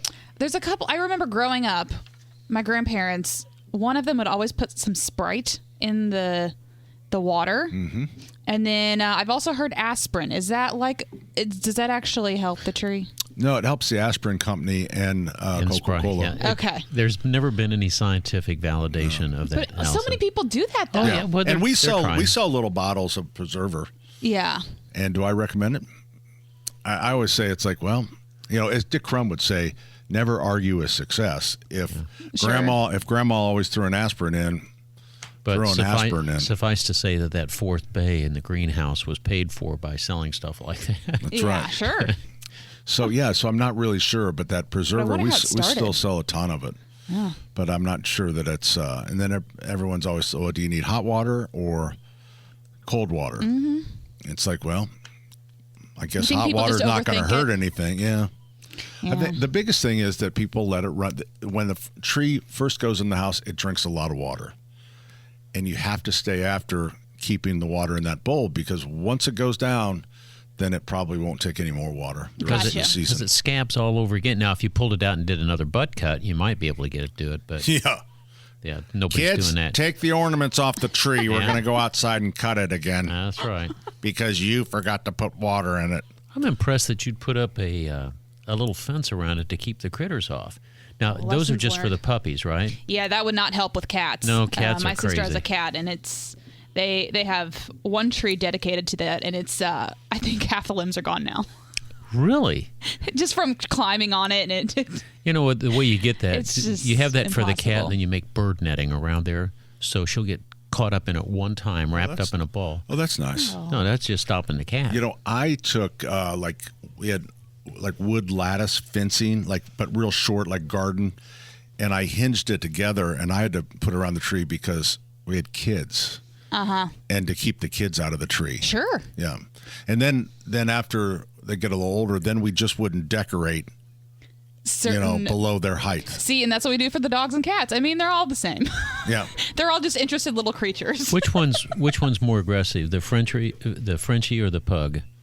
Oh, those are not very aggressive dogs. Have you seen their faces? They look like they ran into a wall. They don't.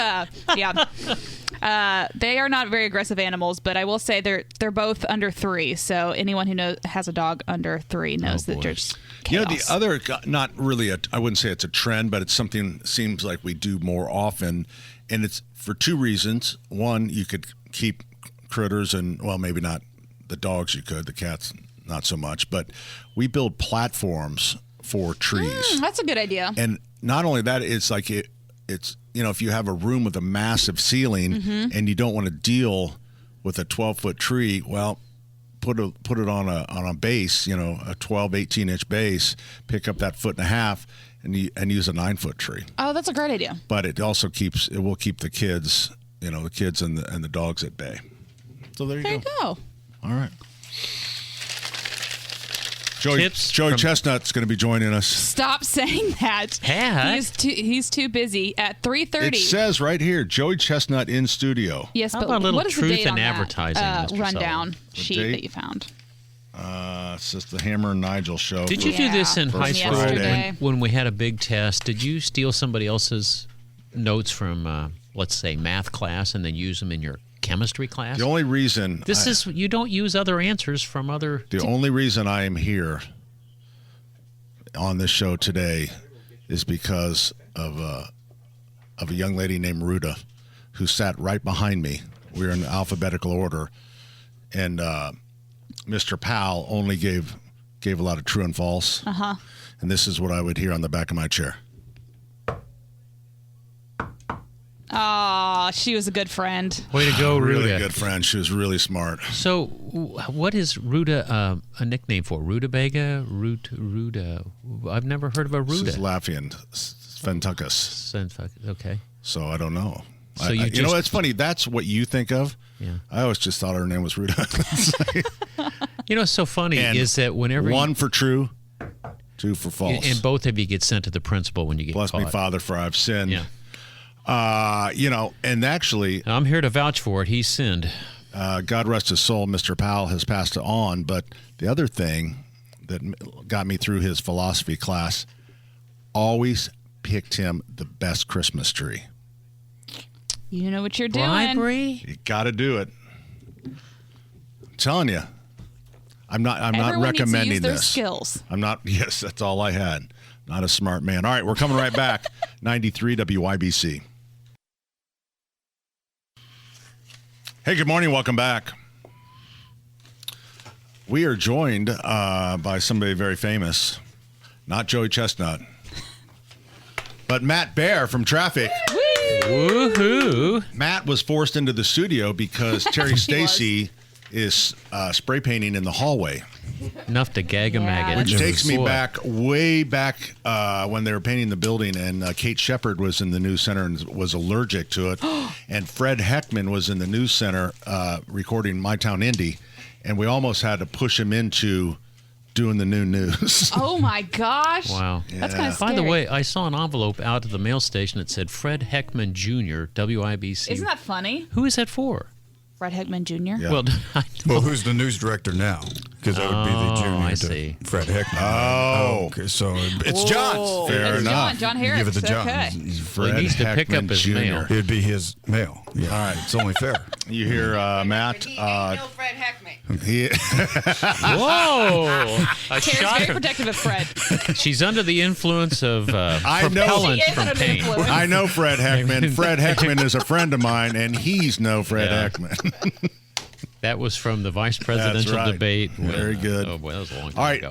Matt, I saw some traffic mess up on the northeast side, and then the guys mentioned something else on 65. What is going on? There's a lot going on this weekend, and it's all good. All believe good? it or not, except for the lane restrictions, but we're used to that by now. The northeast side is when, on Monday morning, the 82nd Street ramps and southbound 69 are going to reopen. They've been closed since January. And this- January of like 16. January of '09. Yeah. So somewhere Fisher's around there. people coming south, Noblesville people coming south, the Pendleton people coming south, they get off now. Yeah. Yeah, but let's get through this weekend. I think, do they have them? I think there's some lane closures as they get ready to open them or something. In the meantime, 69 southbound is down to one lane. Okay, there you go. Son of a G-money. That's what I was trying to. I'm trying to be happy. Something Mary, happy going Jesus, on. and Joseph, what's going on up there? Don't look over here. Look over here. Yeah, okay. And then I don't think you can get to Binford at all, but where, No.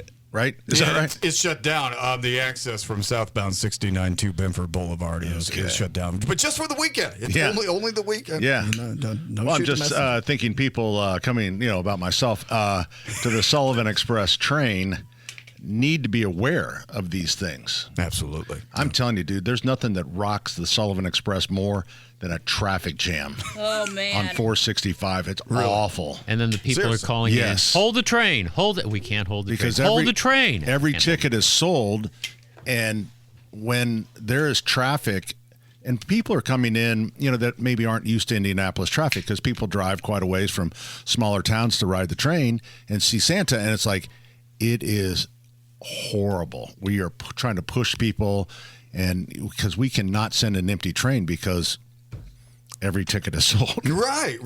So people will call you and they will actually ask you to hold the train Yes, for they'll them say, and hey, the family. we're stuck. Yeah. Matter of fact, when we had the half-inch of snow that paralyzed the city about a week ago, I mean, the phone, it's like, hey, we are stuck. We are stuck on Fall Do you think Creek. they call We cannot Delta get there. Airlines? Do you think they call American Airlines or Continental and say, we're stuck, hold the plane? Well, no, but that's the joy of doing business with a small business. We can react to that, and we can, when the when the train. Smiths call and they're going to be late, we push the Johnsons up. Right. One, you're enjoying a fully functional train. The other one, you're kind of getting on a Boeing 747. And, That's right. The train is always going to be safe. Oh, yeah. You have that going. Absolutely. So, is it going to be better this winter? Travel? Yeah. Listen, I don't know. I'm not putting you on the spot or anything. No, it's okay. No, and I love the question. I absolutely do. I love my gig. What this is if the rush hour has time to prepare for the snow, then we are solid, man. We get out there and we get the job done. And when I say get the job done, I mean people not driving. They don't get onto the interstates. When we have a case like we had Tuesday, it wasn't predicted. That's wasn't the problem. predicted, and you had the perfect combination of traffic brutality here. You had the rain mixing with the snow and the wind coming in. So and freezing cold. And freezing cold, and you just need a little bit of wind to blow that snow across the interstate, and you can't see the lines. And I tell you what, and I say this every rush hour, it was the worst rush hour I've ever seen. Yeah. I say that every rush hour, but this was the worst one. And again, I don't. You'll find this. We had literally. I mean, our little 8 trains just move around. That snow. I had trains. They're trying to make a left-hand turn. They're just sliding straight. Yeah. One of them went almost into Clarence's Bell Shop on downtown North Pole. Wow. Yes. Poor Clarence. I know. Clarence from It's a Wonderful Life has a bell shop. And we had to really, I mean, you should have seen us moving, trying to play catch up, trying to get ice melt down. But so it happened to us as well. There's something very comforting when we were out in it on Tuesday, but we were almost home. Here, Matt, come on, slow down. Matt, you are the best mascot for WIBC traffic that there ever has been. I mean, you're coaching people through it when they're at the maximum level of anger and frustration. All they see is red lights, but then they hear that sweet voice. And get more angry. No, they don't. That's when the rage really starts. That's when the road rage happens, and when I come on, and then Hammer and Nigel come on and calm everybody back down and get them laughing again. Yeah. That's how it works. Yep. Same thing with Tony in the morning. It's a good system, man. It's solid, No, and you know what? I think you're the best. I've voiced this, and I kind of beaten a dead horse, but again, when you report that there's a 5-gallon bucket of paint on 465. Is it interior or exterior? I mean, how do I know? Is it flat? Is it semi-gloss? How do I know whether I should go get that if you don't give the complete, Yeah, and the same thing with a details. ladder. What Is it kind a of step ladder or Is it an extension ladder? It's like, Yeah, this has troubled me ever since you first started talking to me about this, because now every time there's like an estranged couch or ladder sitting in the fast lane or the express lane at 465, I'm like, Pat is going to kick my butt if I don't give the make and model of that ladder. And I get frustrated. I get anxiety over it. I'm like, what kind of ladder are we dealing with here? Somebody may want that. I know. And if it's a sofa, how do I know it's going to go with my carpet? If you don't tell us the color. I'm trying to do better, I swear.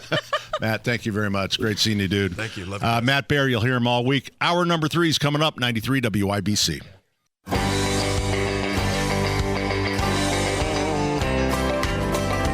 Well, some folks say that grown-up men are still just little boys, that really the only difference is the price of our toys.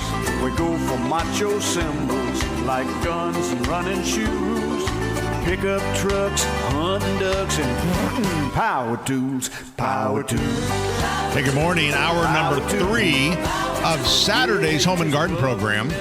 Brought to you in part by the Michaelis Corporation. Water, storms, fire, and wet basements. Life happens. Michaelis happens to help you through it. I am joined by Denny Smith, Terry Stacy, Allison Lemons, and Jimmy is behind the board because Ethan is... Ethan's going to be calling in. He's got a surprise. You keep saying that, but I don't know. I don't think so. Hey, every week on WIBC, we hear that we're number 1 on this and that and the other. Do we ever get any ratings for Saturdays and Sundays? Nope, we are dead last. We are number 1 home and garden show for Central Indiana, downtown Indianapolis. You sound like my mother. You sound like my mother. Yeah. Amy joins us on the program. Hi, Amy. Good morning. How are you? I'm doing well. How about you? I'm pretty good. Just shopping here at JCPenney. Oh, Jacques Panay. So what's the crowd like at JCPenney this morning? It's decent. I just came from the Target on 96th Street, and they were doing shop with a cop. Doing shots? Shop. Can I tell you? Shop. It was really neat. Shots with a cop. Cool. Now you go shopping with the cop. Yeah, I was taking. The state police helicopter flew around. All the kids were in the troopers' cars, Aw. and they made this huge caravan. I've never seen fun. that. It was really, really neat. It's Anyway, special. Really is special. They do this for years. IMPD, they all the different police departments around the city, and it's really an incredible sight. And they make these really special bonds with these kids, which is just awesome.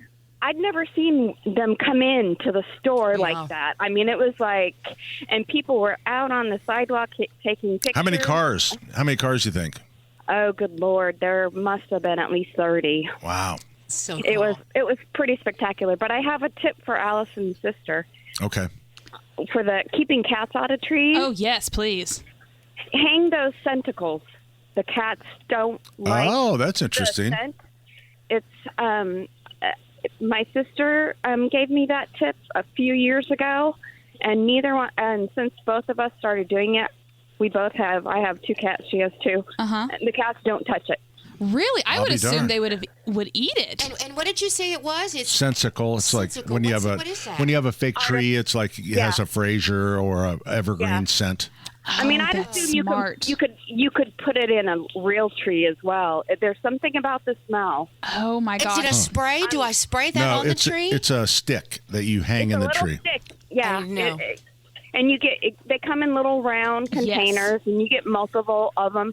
And you can try first putting 2, but anymore, my cats just don't even. That is a great tip. It is. It's better than my Sometimes- answer, which is taping their legs together. Oh, Patrick, you did not say that. Well, Okay. well, All right, Mr. Sullivan. I try to come up with an answer for everybody. I'll shop your store anyway. Okay. No, but thank you. That's a Hey. great tip. Really Hey, good.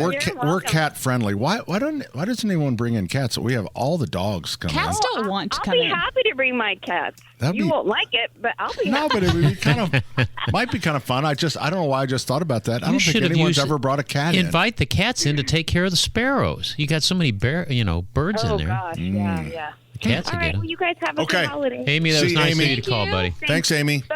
That was a good one. That's a really good one. I never heard of them before ever in my whole life. I forgot. Sensicles? I forgot we sell them at the store. I didn't know what they were called, but Yeah. they're literally just like little green sticks that you hide in the tree, and they make the tree smell like And a they real come tree. just one, or you get them in a jar. Yeah, you get a jar, and Yeah. it has like a 6 to 10, I think, or something. Okay, love it. Yep. Brian joins us on the program. Brian, you're on with Terry Stacy. Hey, thank you. I was just wondering, for the past 2 or 3 months, I've noticed that the U.S. mail has been very slow. Yeah. I live in downtown Indianapolis. I mean, I've had things lost in the mail and things not gotten to me. And I was just wondering if anyone else has had that experience. Yes, on 4 different occasions in the last 8 weeks. But some of them originated in Florida. One of them originated in Atlanta. But something's going on. I don't know if it's just overwhelming. I love my mailman. Kenny's the best thing that ever happened to me, but it got to get to Kenny to get to me. More than your Kenny wife? was the best thing ever. No, he's the That's best more. mailman we ever had. Well, you didn't say that. What did I say? You said Kenny was the best thing that ever happened to me, and I was thinking about what about Jane? Oh, Yeah. Hey, Brian, What about your children? See what I put up Jane with? probably I'm says trying to answer a Grandchildren. simple question. No, of my- I'm trying to save your rear end. Is what I'm my trying. rear end was lost long ago. Okay, I'm a married man of 52 years. You're not helping here. Okay, Brian, I don't know what's going on, Having a but love it's affair not the with local Kenny. people. I really don't believe it's the local people. I sent something from Florida to Indianapolis. It ended up in Maine, and it ended up in Maine for a week before they found the stupid thing and got it on the way to me. So Wrong, no zip. No, Slow these- trip. this is Wrong shipping- Zip. Brian, your Long stuff that's trip. coming in, where's it coming from?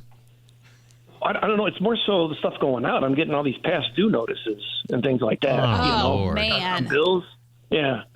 Yeah, I really think there's a problem. It's happened several times in the past 2-3 months. So I know it's not the Christmas thing. And Well- some people said it was the hurricane back in Carolina and stuff like that. But it's getting ridiculous. That's a long time ago. You know what? It could be that we're asking mail carriers to literally bring everything to people's houses because nobody wants to leave their homes.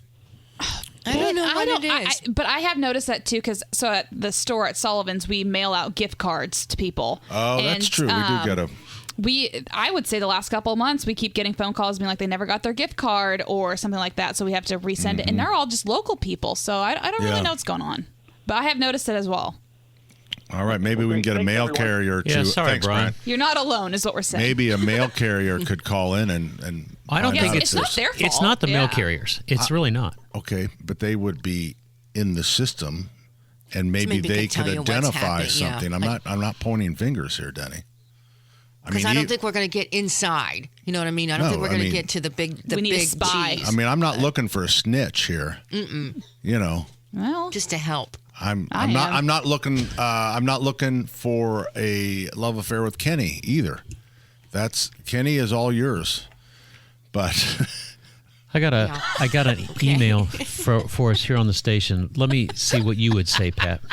What? I have a fellow that says I went to my pulmonologist yesterday and was diagnosed with possible idiopathic pulmonary fibrosis. Oh, They thought wow. it may have been caused by mold in my house. We had a flooded basement, and I'm trying to figure out who to send people to. I told him to go ahead and call Michaelis. Call Michaelis. Yeah. But, if you get a flooded basement, gee, many Christmas. Idiopathic pulmonary fibrosis, IPF. You ever heard of that one? I have not. doesn't sound good. It does not sound. Well, it had that idiot thing in front of it. I thought Pat would know about that one.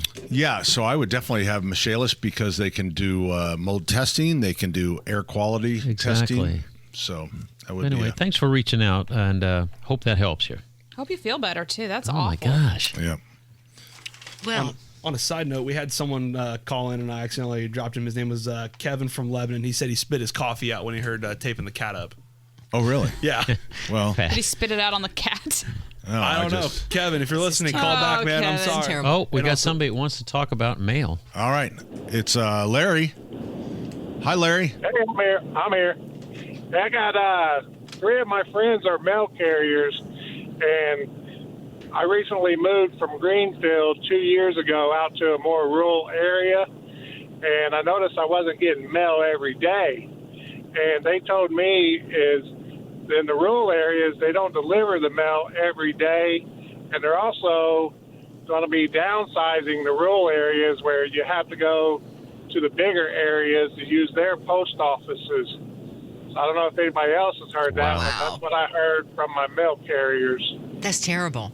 That is That terrible, needs to be. Terry. That needs to be somewhere. That has to be fixed. Well, With all the money we Yeah. spend in all these different areas, and We're- soon they're going to make you take a bus to get it. so but let's terrible. let's talk though about this, and let's be Terry's reasonable. spiraling. Well, the So- rural communities suffer oftentimes of this kind of stuff, and you hear this, and this is just wrong. Right. But what I was thinking is that we don't use the mail. We certainly don't mail letters anymore. Right. Because we send email. Right. So some days you just don't get mail. Our bills, a lot of times we don't write checks anymore because we're set up with the utilities to have auto pay and stuff like that. So maybe they don't have the volume. And I think the U.S. mail went from having a profit or no loss to actually being in a deficit, if I'm not mistaken. Well, and don't forget, some of those rural communities they don't have the internet. Well, they will when Elon Musk gets done with them. It is true though. Some places or- don't have the internet. That's Or what some our people governor aren't said, good with too. technology, so they like to Right. mail their stuff in still. But still, okay, so maybe you don't get your mail every day because you don't have mail coming to you. But if you're just holding it back until the post office is saying, well, we got a piece here, we won't just drive out there for this one I piece. think that's we'll what Larry hang was on to it for a insinuating. few Yeah, days. that's what No, Larry when was it saying. gathers I up. agree. It's I'm- not your I'm just decision to do saying- that, mailman. Well, I'm just saying that in the future, I think that might become the norm. I wonder if we could make where you can pay for an extra postage or stamp, or even just write on this needs to go out this date. Or something, just because if it is like a bill or something, that is priority. But Yeah. if you're writing to, I your don't have aunt, any it's confidence okay. in the United States Postal Service to be able to do something like that. Yeah, Like it's right too on the envelope. logical. This is really important. Please deliver immediately. I I just, don't think they're looking I don't. at that. I don't think that'd be a great system. I think they have what's called overnight. Hey Pat, before Yeah, we You know, yeah, before we overnight take a letters break, and stuff. there's somebody that did call back in about the tree and the cat, and calling. You guys are depressing Which me. one is this? It's Kevin, number 3. Oh, this is Kevin that we dropped, I think. Hi, Kevin. Right. This is Kevin, the better looking and the smarter Van Horn twin. Good morning. So good to hear from you. And good to hear from you guys, as I always listen on Saturday mornings. I spit my coffee out on driving, so I don't have a cat, I don't have a dog. But when you said you taped the cat's legs up, I thought, oh, he's going to get in trouble in the same way, and validate it for me, please. In the same way that I have heard for years that Dr. Dirt, God rest his soul, got in all kinds of trouble when a caller called in and said, what's the best thing for a silverleaf maple? And he said, a chainsaw. Did it really happen? Yes, it did. So, it really did. And the plumbers sponsored that spot because it is the roots of a silver maple that have stopped up more sewer laterals than any other tree known to the ward. There you go. It's unbelievable. And I'd like to mention that Dick Crum is alive and well. Yes, he is. Let's not bury him too quick. Yeah, there you go. Well, thank you, and thanks again for your courageous comment. It's just Kevin. It's just Don't encourage him, stupidity. Kevin. His mouth gets in gear, and he doesn't know what.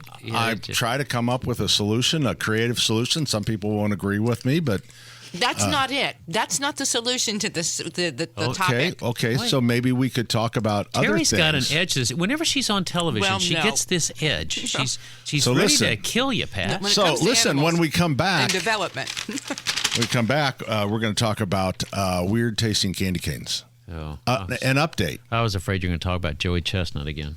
Yeah, he'll be here later on. No, he will not. WIBC. Not coming. Now you can say what you want about Jimmy, but I like his bumps. I do too. I like Ethan's too, though. Yeah. See, but Ethan's cool though. He makes his own music. Ethan does. He's got his AI music. That AI music that He is creepy. He when has played some stuff for us that is really pretty awesome. So he was telling me the other day I was training for Tony Katz, and he showed me like he made a song about me. And I was like, I loved it. I loved everything. I know. About it. It was talking He's about, like, made a race cars. Sullivan Hardware one, and then when I heard the Sullivan Hardware one. That's good. When I did this for Terry, and I whipped out a box knife out of my back pocket.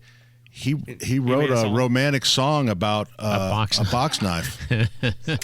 Don't send him to Tony Katz. That's not fair. He's a new kid. Otis joins us on the program. Hey, Otis. Hey, you got a comment about the mail. I've noticed that too. I still pay a lot of my bills, by check, and over about the last 3 months or so, I send stuff out with plenty of time for it to get to wherever the place is going. Typically about 10 days before the due.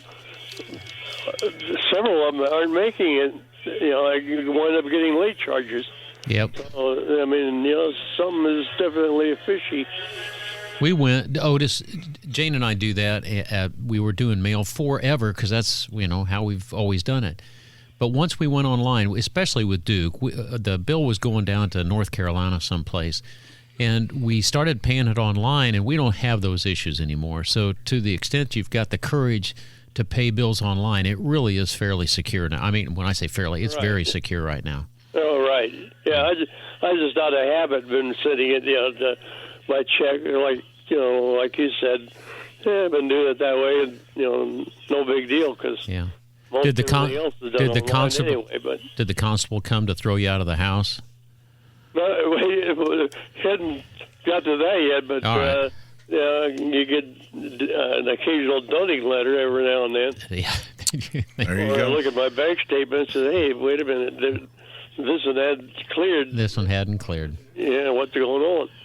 Did we tell you that Pat is selling these Lexapro ornaments? Yes, that's right. For a Christmas tree. You might want to get one of those. Lexapro sort of helps you mellow out, Otis. Hey, Otis, thanks for the call. We appreciate it. Did I rail on AT&T last week? No, but please fire away when you are ready, sir. This has happened twice now.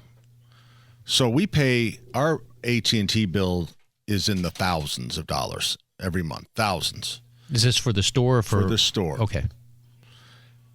Long time ago, years, they had installed a piece of equipment, and then we upgraded the equipment. They've never taken that off of our billing. We have called and called and called. They have twice shut our service off. Just shut all of our service off. Don't get me started with AT&T. You And should it's hear just what they like- did to my mom. It's unbelievable. I mean, you deal with somebody you think they cannot seem to correct it, and they just, without warning, all of our service goes down. The people are really, All of our really nice. stores. But it's their systems. But I went round and round with them on my mom. They just don't. They don't have the systems to fix problems. They're not the old Bell telephone that we Whatever loved. happened to like, hey, if you don't pay this bill, we're gonna. It's like we don't owe you anything. Yeah. And look, we're paying you thousands and thousands of dollars every month. Wouldn't you think it's like, well, you didn't pay this $35. Well, but we're paying you thousands. So wouldn't you think, well, there's a mistake there. So, well, all right. So the candy cane update's going to have to wait till after Craft Corner. That's coming up. Yes. People love Craft Corner. They can see you on YouTube. Yeah. 93 is it? They're lining up outside the studio right now. They're lining up. Yes, they are. I think you're lying. All right, 239-9393. We'll get to your calls. We have Craft Corner coming. 93 WIBC.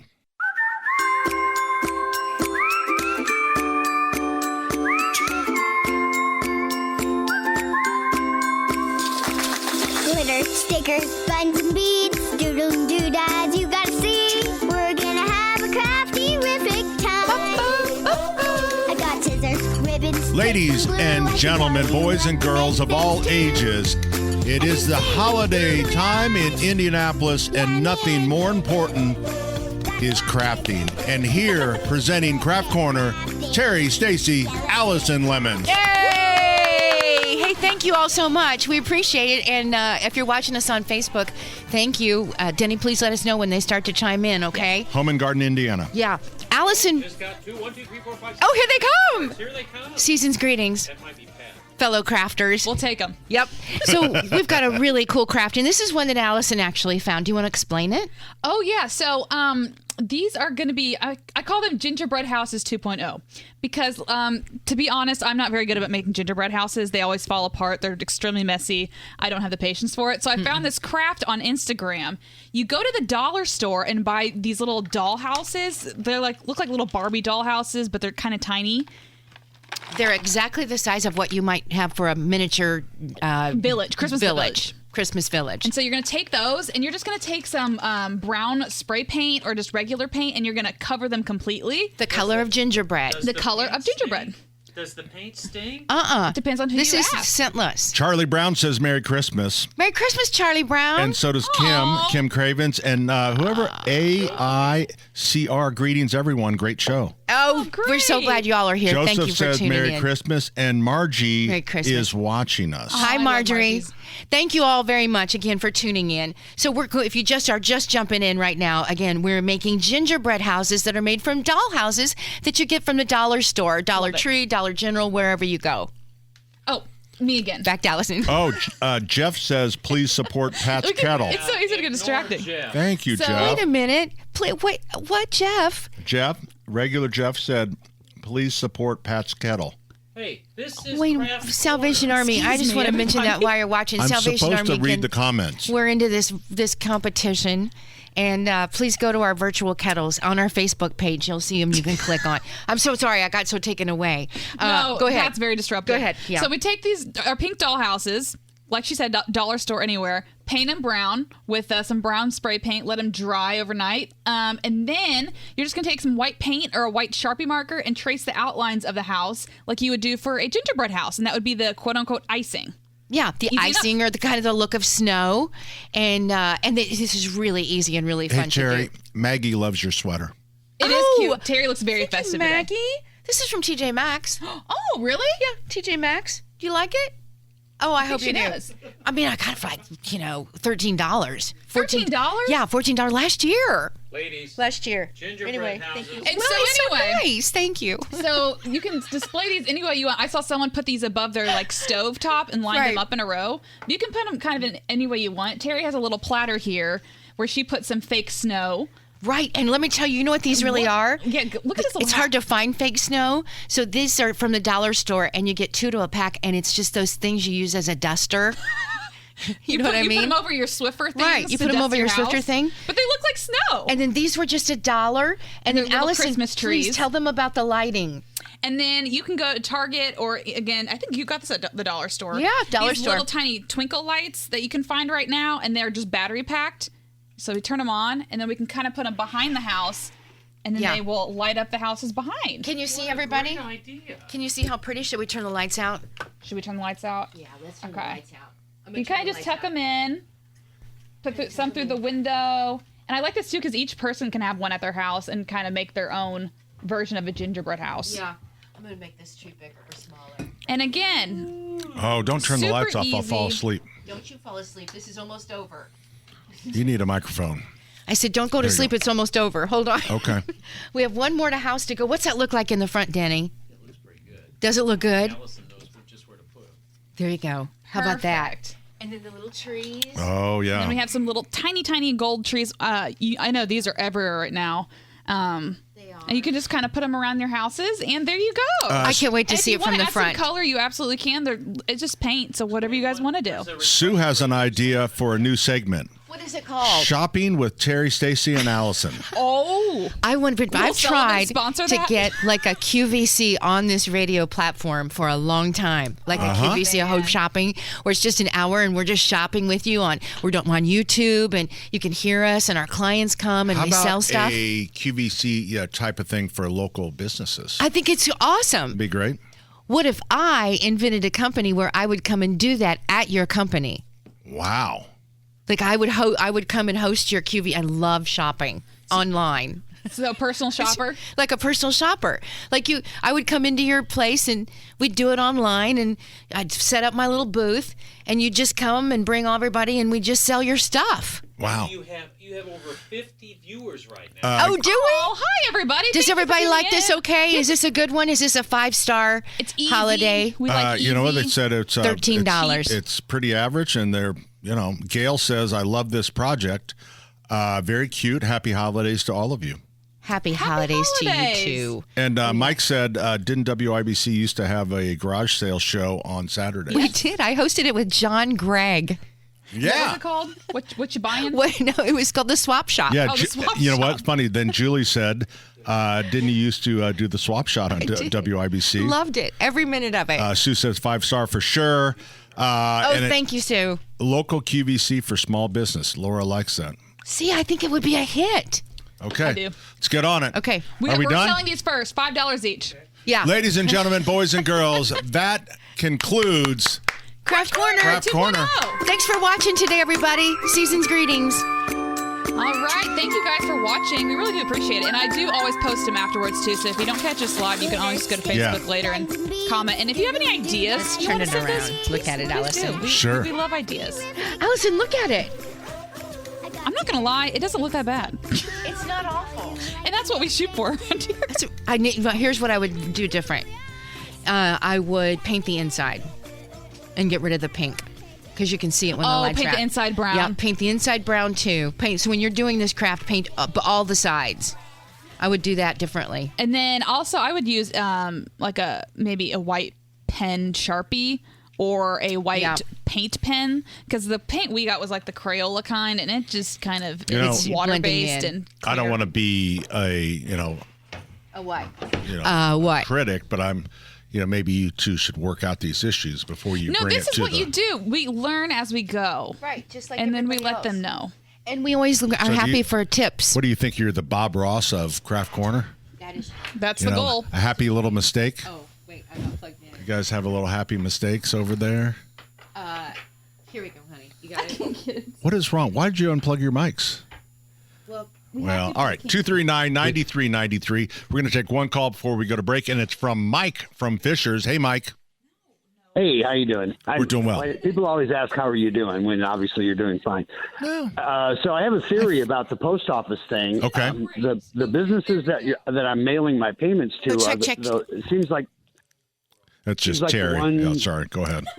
seems like the ones that are begging me to change to auto pay are the ones that are the slowest to process my check payments. So you So think they're this is trying to urge me into doing the auto pay by not making me pay late processing charges. by not processing your payment. Interesting. Well, that's a good theory. That's a little. Their problem is your problem, Mike. That's the way they solve that. Yeah. Why is it that everyone's trying to to modify our behavior? It can be like the street department, the way they cut the roads down from 4 lanes to sharing 1 lane.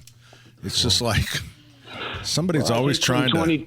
2020 and 2021, we demonstrated that we were malleable. Oh, boy, didn't we? Didn't we? No kidding. There's a whole show there. Yep. Thanks, Mike. Thanks for the call. We're coming right back with more 93 WIBC. Just another example of the bond that I'm having with your buddy over here, Landon. Jimmy? This is Zach Brown. This might be one of his new cuts. If you haven't heard an umbrella and 2 blue chairs, you need to listen to Zach Brown, Pat. It'll see the same guy from the Zach Brown band. Yeah, that's the guy. Just wondering, Terry, how many receptionist jobs did you have? We're talking off air about Terry's journeyous career. Yeah. How many have I had? Yeah. That's a really good question. 1, 2, 3.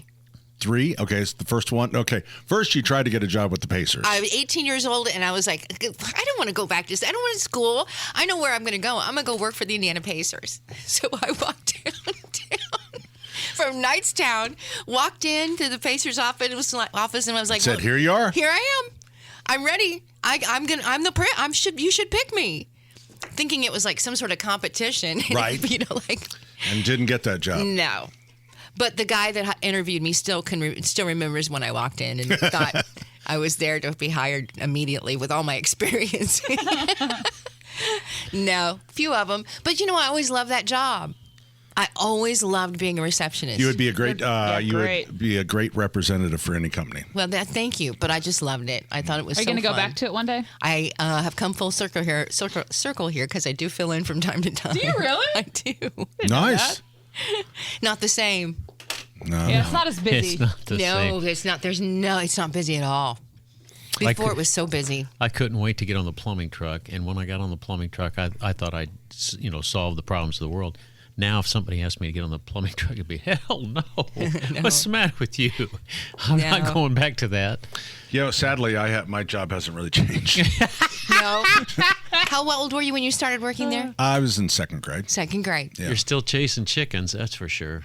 Man. Did you have any brilliant, you're always coming up with brilliant ideas. Did you have any brilliant ideas Marion Beth. as you were coming up the ranks and, telling Dad, and Mom, hey, listen, how about this? Let's try this. Yeah. As like a 6th grader. I had some brilliant ideas. One that stands out in my mind would be Pansy Day. Oh, Pansy Day. Pansy Day, where we celebrated the pansy. And we had buttons made up. Pansy Day, is in the 90s, I believe. And we got one of those hammer things where you ring the bell. Because pansies are so strong when petunias are just like wimps. They're in a greenhouse. So is this the forerunner of Pansy Roulette? No, this is just pansies. And it's just like, so people would take a hammer and they'd throw it and try to ring the bell. And they would win a prize because they had the strength of a pansy. Now I see where you went. I did that 1 year. Oh, boy. Sounds like a lot of lawsuits waiting to happen. What a great idea. Yeah. If you only knew what was to come. We had buttons and everything. So great. All right. You know what else is great is hour number 4, and it's coming up, 93 WIBC.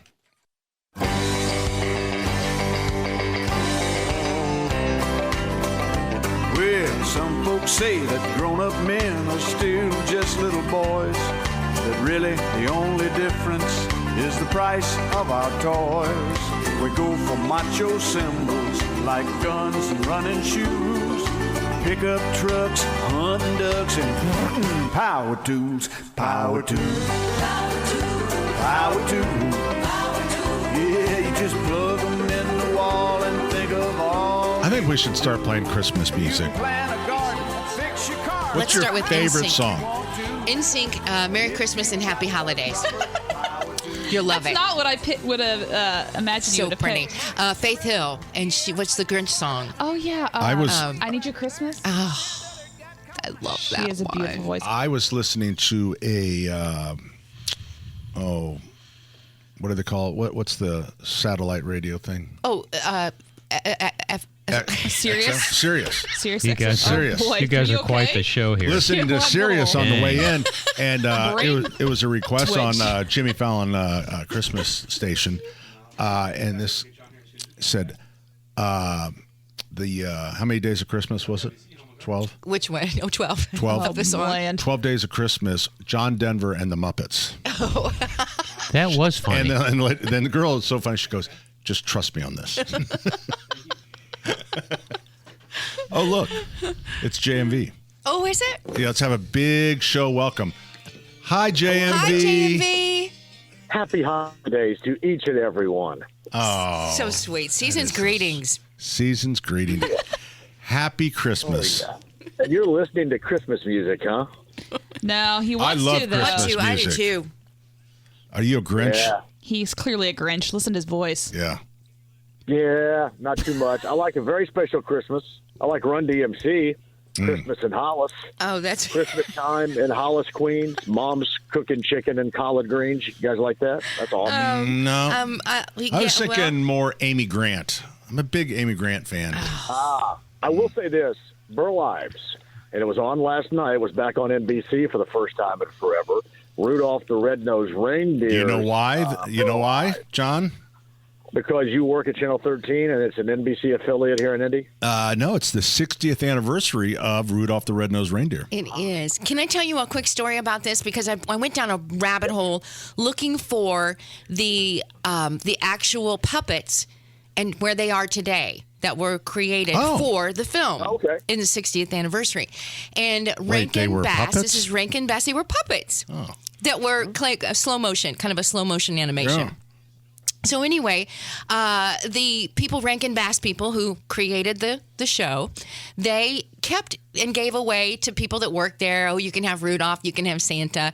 A collector ended up getting them, not a collector, but a mother of her children. She worked for Rankin Bass. She was a secretary. She had 7 or 8 of the creations, including Santa and Rudolph. She took them home, put them up in the attic with the rest of the Christmas stuff, and then every Christmas the kids would get to play with these from the film. wow. They played with them, and then as they grew up, they always were up in the attic. Well, they melted, and the only 2 that survived from this part of the collection were Santa and Rudolph. Of course.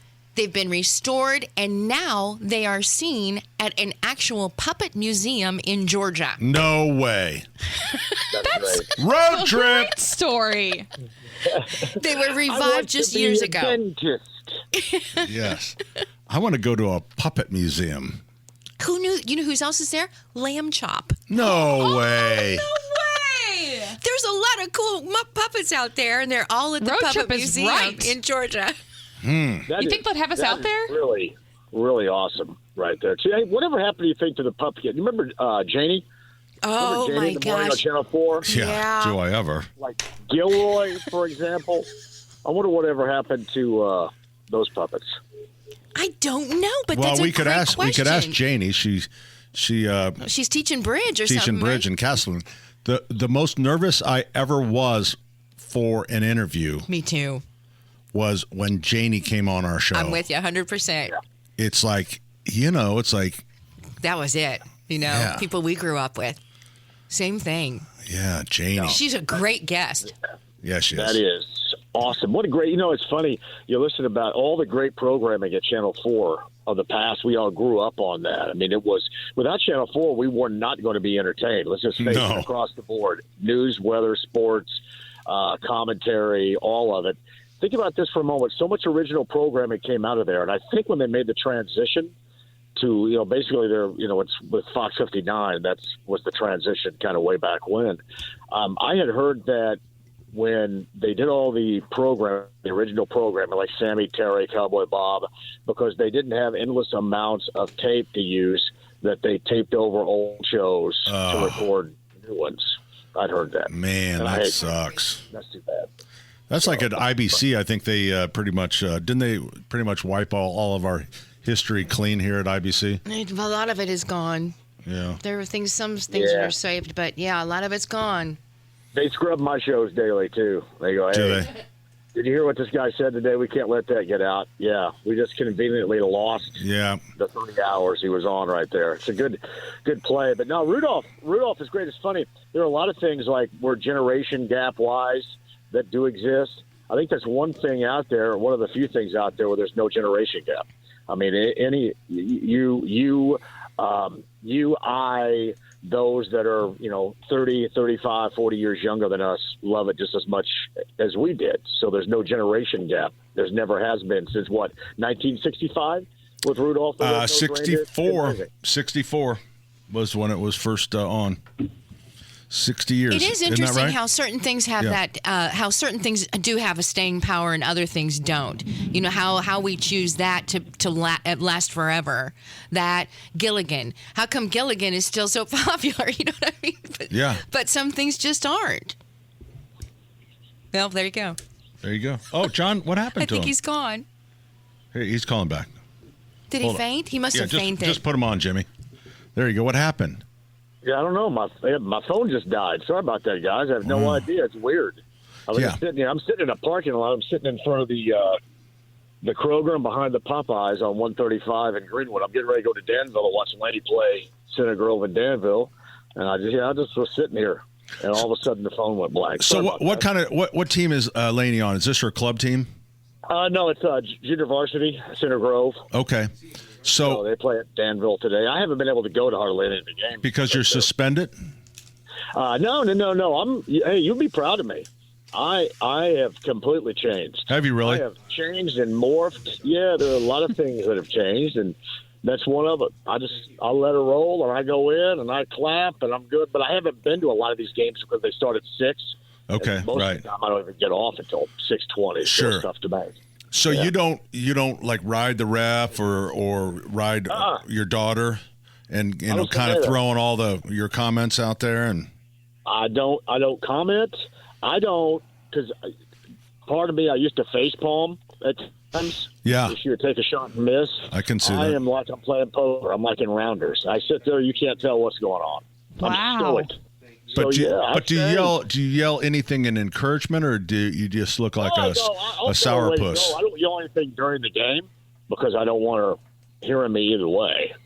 But I'll clap and I'll tell her after the game, "Hey, good job, way to go at it," because that's what she does. She does go at it really hard, and she's a freshman on the JV, so that's good for her at a really big school. She's competing, and I like that. So, sure.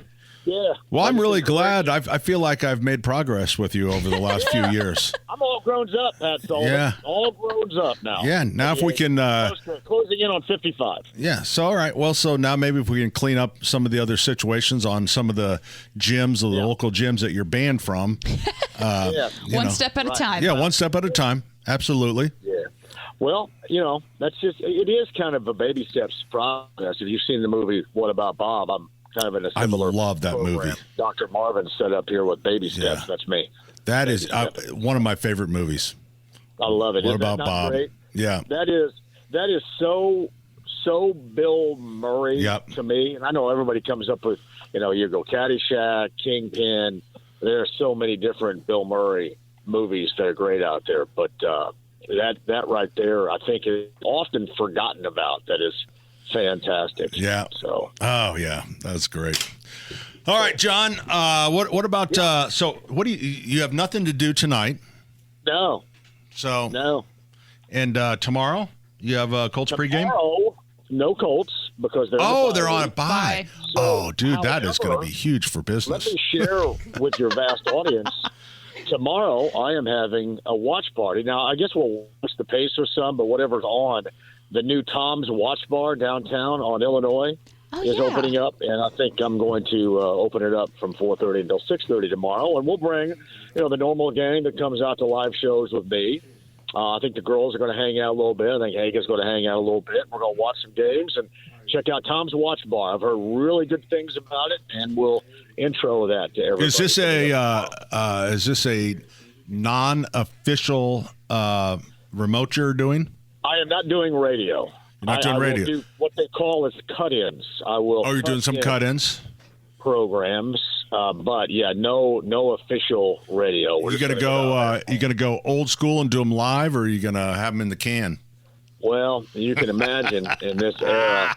I try to get my way on everything because everything's better live. I don't care what anybody says. It is. I'm not in for half-assing this. The people out there listening, they don't want you guys in the can. They want you live the way you are every single Saturday. That's the damn way it should be. But in this case, that's probably a battle I will end up losing because I doubt if they're going to have a board op in. Yeah, so probably so. That's kind of the thing. But no, live radio is always the best radio. Local live radio is always the best radio. And your audience listening out there can attest to that because that's why they get you guys every Saturday. And, you can have – was it Kitty that called a little bit earlier and talked about Dick Crumb and the chainsaw to the maple tree? Is that who it was? I can't remember who it was. Kenny? Well, Kenny sounded like a really good – and Ann called from J.C. Penney. Yes. Oh, yeah. Yep. Yeah. Were you a J.C. Penney family or a Sears family? I was both, honestly. Really? No, there was no crossing over. Mall had both. Here's the uniqueness of it. The J.C. Penney and the Bloomington College Mall was upstairs and down. It was dual level, so you had an escalator up, escalator down. A lot of the electronics were upstairs. That's how I got introduced to the video disc era. Remember the short-lived RCA video disc era of the early 1980s? It looked like a big record album that you put in. Yeah. It was a precursor to. It was a challenger to the videotape. And then it lost out. At the time, we had two videotapes, VHS and Beta, and then VHS took over and Beta lost out. And then ultimately, we go back to this much smaller discs years later. But the video disc player was up there, and I'd always go up and watch bits and pieces of Escape from Alcatraz on the second level at J.C. Penney in Bloomington. But Sears had the greatest NFL gear of all time. From team gear, the NFL gear, from pajamas to jackets to hats to gloves to robes, had the greatest NFL gear of all time. I got all my NFL John, gear. I just asked you if you were a J.C. Penney family or a Sears family. I couldn't help it. I had to go. Let's go down a rabbit hole. Wait a minute. Let me just go around the room here. Allison, Jason. Oh, no, you're too young. You wouldn't know. Terry? Sears? Denny? We did both. We really did. We got all our. You had to lean one. We were a Penny's family all the way. We didn't. No Well, that's business with because Sears. Penny's wasn't a hardware store too. Well, Sears that was. could, maybe they had that's paint. what it is. They had paint. They had everything. So. I'll be darned. There was a little bit of regret when I went to Sears because I had to go to Sears back at my very early elementary years because I could shop for jeans in husky size. Oh, that is a memory. That is a memory, and I cried when my mom bought me husky jeans. And I was scarred. Husky jeans. Yep. Which was a really nice way of saying fat boy. Yeah. Husky. I cried when I was in husky. Tears of joy or no? Tears of sadness. I'm scarred. Scarred me too. Forever. The husky section right there. John, we have so much alike. Yeah. Hey, John, we got a. Toughskins had, much like Wrangler used to have, that kind of plastic, leathery patch, rectangle on the back with the, Toughskins. Or Wrangler had the same thing. And we used to rip them off and it'd leave, it wouldn't be a faded spot, but the rest of your jeans would be faded. Hey, John, we're going to take I want you to keep listening. I know you're listening on air, but we got a very special caller calling in, and he's got something special. And, Landon, would you go ahead and bring him up? We got a special breaking news announcement here. Are we doing it now? You just dumped John. No, I told John to listen on the side. This is who I wanted you to take when you took John. Should we break first? He'll get him back. Okay. All right. Joining us right now is Ethan Patterson, the newest kid in the Home and Garden Show cast. And Ethan, you've been up north for the last 3 days. What's going on up there? Yeah, how's it going, guys? I miss you, first of all. Hello, Ethan. You've been missed today. Thank you. So, a little bit of an explanation on my absence. You're getting married. Yesterday, I was lucky enough to ask a very beautiful, sweet, and smart girl to go ahead and marry me. Oh my gosh! I was just kidding. Well, let him say yes or no. That's all right. Go. And how'd it go, Ethan? She said yes. Somehow I tricked her into it. Let's go, buddy. That's awesome. Ethan, Truly how old awesome. are you? I thought he was 17. He's 47. I thought he was like 25. Oh, 25? No kidding. pretty good. I thought you were like 19. Now, Ethan, He has a young face. you were going to video all this with your drone. Did you get that done? Yeah, I did. You're going to have to share that with us when you come in next week. You are coming back, aren't you? Oh, yeah, 100%. Come back a new man now. Oh, boy. Congratulations, buddy. Congratulations. That was a about it, tough too. secret to keep from everybody, but congratulations. Should have man. told me. I can't remember anything. I told So- you to take line 3, then you took.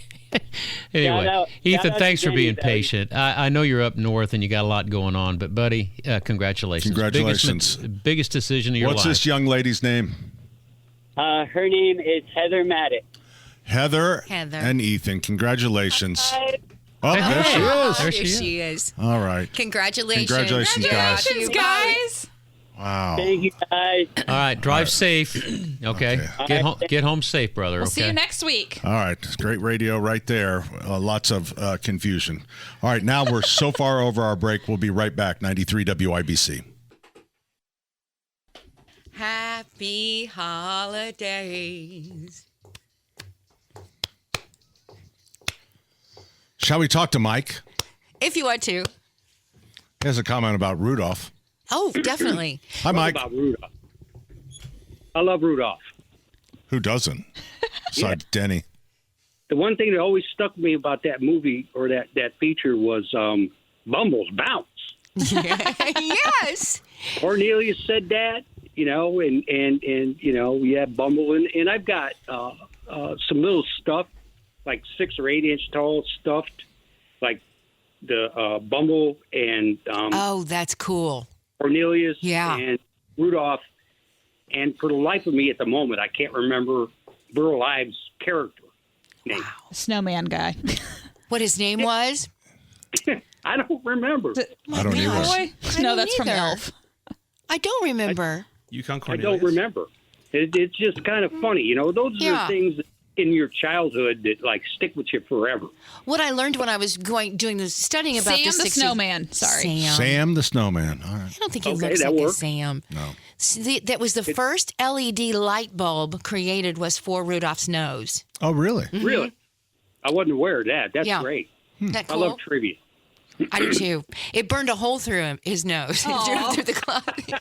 Shine too bright. There you so go. they had to, rework that a little bit. Yeah. That's what he gets for brown nosing with Santa. Thank you, Mike.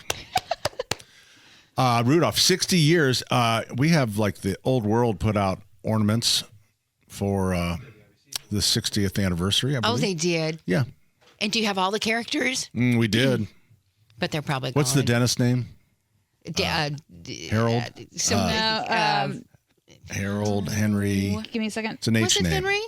It's an H name. Hermie. Hermie. I wish He I'd have looks seen like that a last JMV night. is texting wanted me. to be a He had Sam the Snowman, Hermie. JMV knows them all. He spent. Of course he does. Yeah. Of course he does. So, hey, I did want to mention, because you were talking about the puppets and stuff, and some of that old stuff from the old shows and stuff. And Dave Wilson said he has a pair of Jim Gerard's old eyebrows. Ooh, wow. Now that's a treasure. There you go. We're coming right back. 93 WIBC. Big band sound. Mm-hmm. Oh boy. Mm-hmm.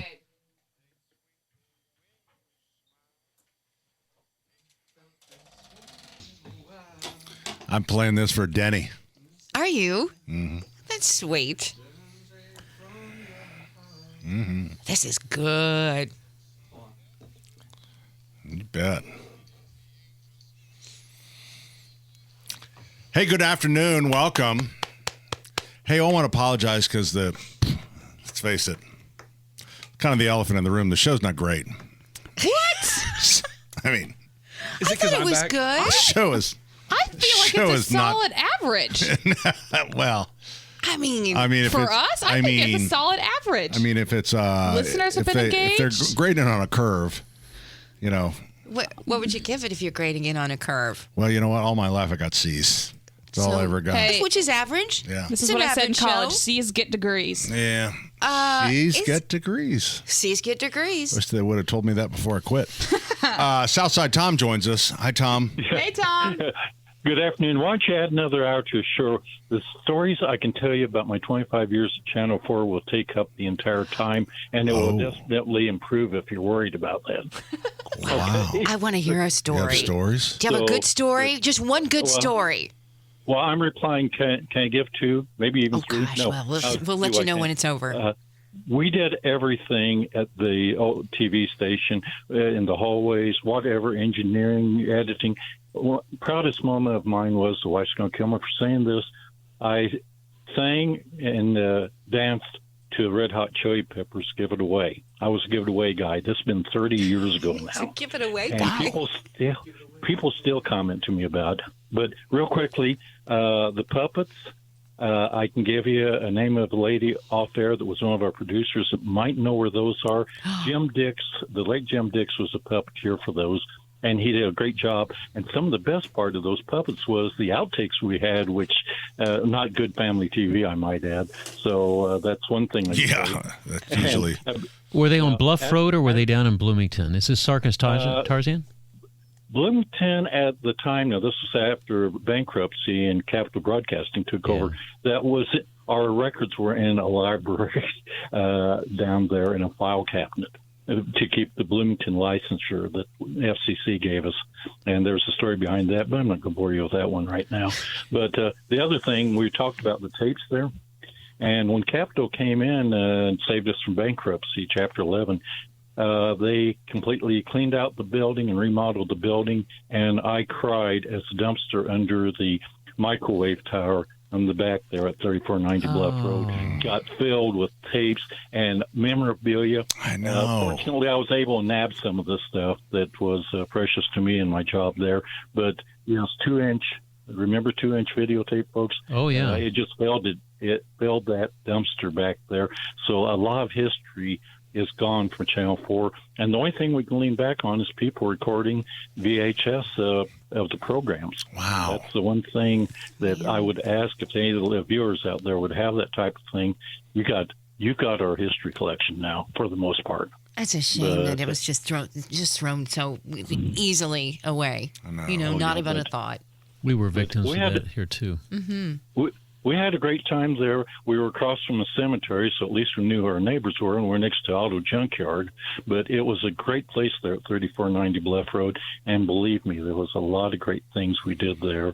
And you folks that remember, thank you. We were doing it for you, and it was a pleasure of love for all of us, because people working broadcasting knows that the money isn't always the heaviest in the world for broadcasters, but the pleasure you derive from it, we got the brass ring down there, those of us that had pleasure of working there.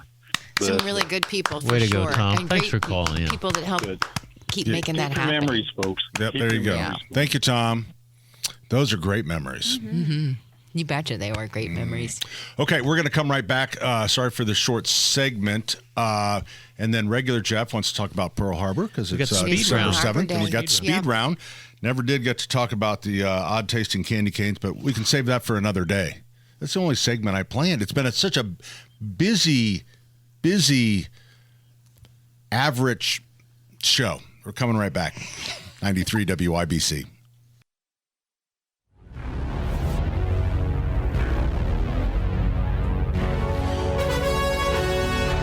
What once had such promise, a 4-hour show during the holiday season, what could be better? A volcano. But it soon turned ugly. Oh, Just join it. Went long, went short. It was nothing they'll ever put in the Hall of Fame. Average. But now we've come to the final segment, the Speed Round. The Speed Round is brought to you by Thompson Furniture and Mattress in Columbus. Great pricing on Lazy Boy Indiana-made Smith Brothers Furniture mattresses made in Indiana, and maintenance-free outdoor furniture. Free delivery up to 75 miles. It's ThompsonFurniture.net. But right now, it's Candy Cane Corner. Who's ready for the Speed Round? Candy Cane Corner. Okay, so a few weeks ago, we tasted some unusual candy canes. Remember They were what they crappy. They were the worst things so ever. this is another flavor that we got. So if you could taste that. They There sell was malt salad. ketchup and mustard. What were the other ones? I'm that not we putting the whole created? thing in my mouth. What is that? It smells like dog food to me. Oh, that's popcorn. What is that? Hot dog. Oh, sick. Is it really? Yeah. Okay. Oh, Wow. that is so bad. So- Foul. That is. It God. actually tastes Hot like a dog. like. So, If I bought these from your store, I'd want to bring Oh them my God. back. okay, so let me just tell you. So the original ones, before we got these little, the tin boxes of them. So here's 10 the boxes or 10? 10. So let me pass that around to the group. Oh, so we can that's put the back up our packaging. used one, or No, don't do that. Jay's going to say, how'd the show go? I know at the very end we were Okay, sucking on Pat's so this hot is dog. what Andy oh, boy. McPhee. This is what we sampled as candy canes. There was bacon, pickle, ketchup, mac and cheese, gravy, which I'm not sure we sampled. So of those, which one is number one? Bacon, pickle, ketchup, mac and cheese, I like gravy. the pickle. At least a pickle I figured I out. bet it's bacon. Okay, number one, Denny, is pickle. Pickle. 31 People is units pickle. sold. 31. And then number 2 is bacon. Bacon. All right. Number 3, mac and cheese. I didn't care for that one. Number 4, It's ketchup. No. Number 5 is gravy. I don't think I tasted gravy. I'd like to try the gravy, but I will not Yeah. try a hot dog ever again. Yeah, No. the hot dog Candy tastes cane. just like dog Ooh, food. that was bad. So of the candy, so they have the candy canes, and then the candies, which we just Little had, nuggets. the little bites. We got those later because the other ones were selling so well. And bacon way outsells. We've sold 15 units, so we've sold $953 worth of this Worth stuff. of this? So Is that a good amount? Is that what was that a goal, for or are you something thinking so, maybe? for something so stupid? It's so- a great stocking stuffer. It has It's a great, terrible give some- aftertaste. It's awful. Okay, so It's then still in my mouth. so this, what's the name of the company? It says on the front. Andy McPhee. McPhee. So this is what I read on the back. Made in China for Archie McPhee. Or Archie McPhee. In China? China? For Archie McPhee? Yeah. Is made in China? These are made in. I don't know. The ingredients were sugar, corn syrup, water, Hot dog juice. chunks. Yeah. flavors. That's what it tastes like. Hot dog juice. If you were to open up Artificial one of hot those dog hot dog juice. packages I think you're and right. drink the juice, that's what it would taste like. There you go. Oh, All right, now we have regular Jeff joining us on the program. Hi, Jeff. Hey, good morning. Happy holidays to all. Real quick, I just wanted to give a shout out to all family members who may have lost someone at Pearl Harbor that happened 83 years ago today. I know I might have been born 20 years after it happened, but it's one of the days I'll always remember. Yep. And a shout out to them. I hope they have a wonderful holiday, and that we'll never forget the gratitude and the appreciation for any serviceman or servicewoman who had lost their lives, or even if they were there and came back after that atrocity. So shout out to them, man, and thanks a lot. I'll see you guys. That's the truth. That is the Well truth. said, Jeff. Yeah. Well said. We do have family members that have they actually get together, and they're a Pearl Harbor family survivor group. Okay, Many so of them around I've the saved state. this one. We're going to have 1 minute of Charles the Genius. Okay. Ready? 1, 2, 3, go. Go. Yeah, you've been having phone trouble. I got knocked off the line 3 times. Yeah, I know. Okay. Sorry about that. Anyway, last month you gave me an assignment that said what I thought was the greatest Christmas movie. That's right. And number one, my own personal opinion, is the 1951 version of A Christmas Carol. Believe it or not, with the exception of the Bible, that's the most published, I'm trying double talk here. Except for the Bible, the Christmas Carol, Scrooge, however you want to call the title of the book, is the most movies versions of it, TV versions, cartoons, whatever, exception of the Bible. That's I'm double talking again. Okay. In other words, that Dickens story has, other than the Bible, has been reproduced, television, movies, whatever, more than any other, the second book in the world. Wow. If you watch Christmas Story, our Indiana connection, don't forget 2 cameos when the kids go to the department store. And, of course, Turner and the guys didn't pay for the Mickey Mouse shoes, so they had to pay out of their pocket. The man that tells the kids where the lines is, Yeah. that's Gene Shepard that, created the story. What a lot Did of not people know don't that. care to know, when it hits the leg lamp out in the window, the first guy that comes out, is a big heavy-set fellow in a sweatshirt, that's the director. They were shorthanded that night, so he says he'll make his Hitchcock cameo. There you go. And one more movie that they said retailers like Pat didn't like, even though he didn't know it, Arnold Schwarzenegger there in Sinbad and the immortal classic Jingle All the Way. Retailers across the United States back there, I think it was, 97, whenever that came out, weren't too happy with the way they were represented. That is true. I recall that. That movie was not. It's still not counting Miracle on 34th Street, is 77 years old. That's been going through the mill. But I was mumbling here. I was trying to talk because over here at the top of the hour. But anyway, early Merry Christmas to everybody and all. And I'll leave you with the worst Christmas joke I've heard in the last 5 years. Are you ready? Yep. What do you call a Christmas decoration made out of $100 bills? What do you call a Christmas decoration made out of $100 bills? Aretha Franklin's. Charles the genius, everyone. Merry Christmas. Yeah, Merry Christmas, Charles. A wreath of Franklin's. Okay, I like that's good. that's That was actually a good one. Yeah, like it's actually a very good one. Well, that's it. We have 10 seconds. Does anybody have anything to add? Hey, Joey Chestnut just walked in. Oh. Joey Chestnut. There he is. Oh, Joey, yeah. we're just into the Joey, show. Joey, sit down. Sit down. We'll have Hey, a Abdul is conversation. next.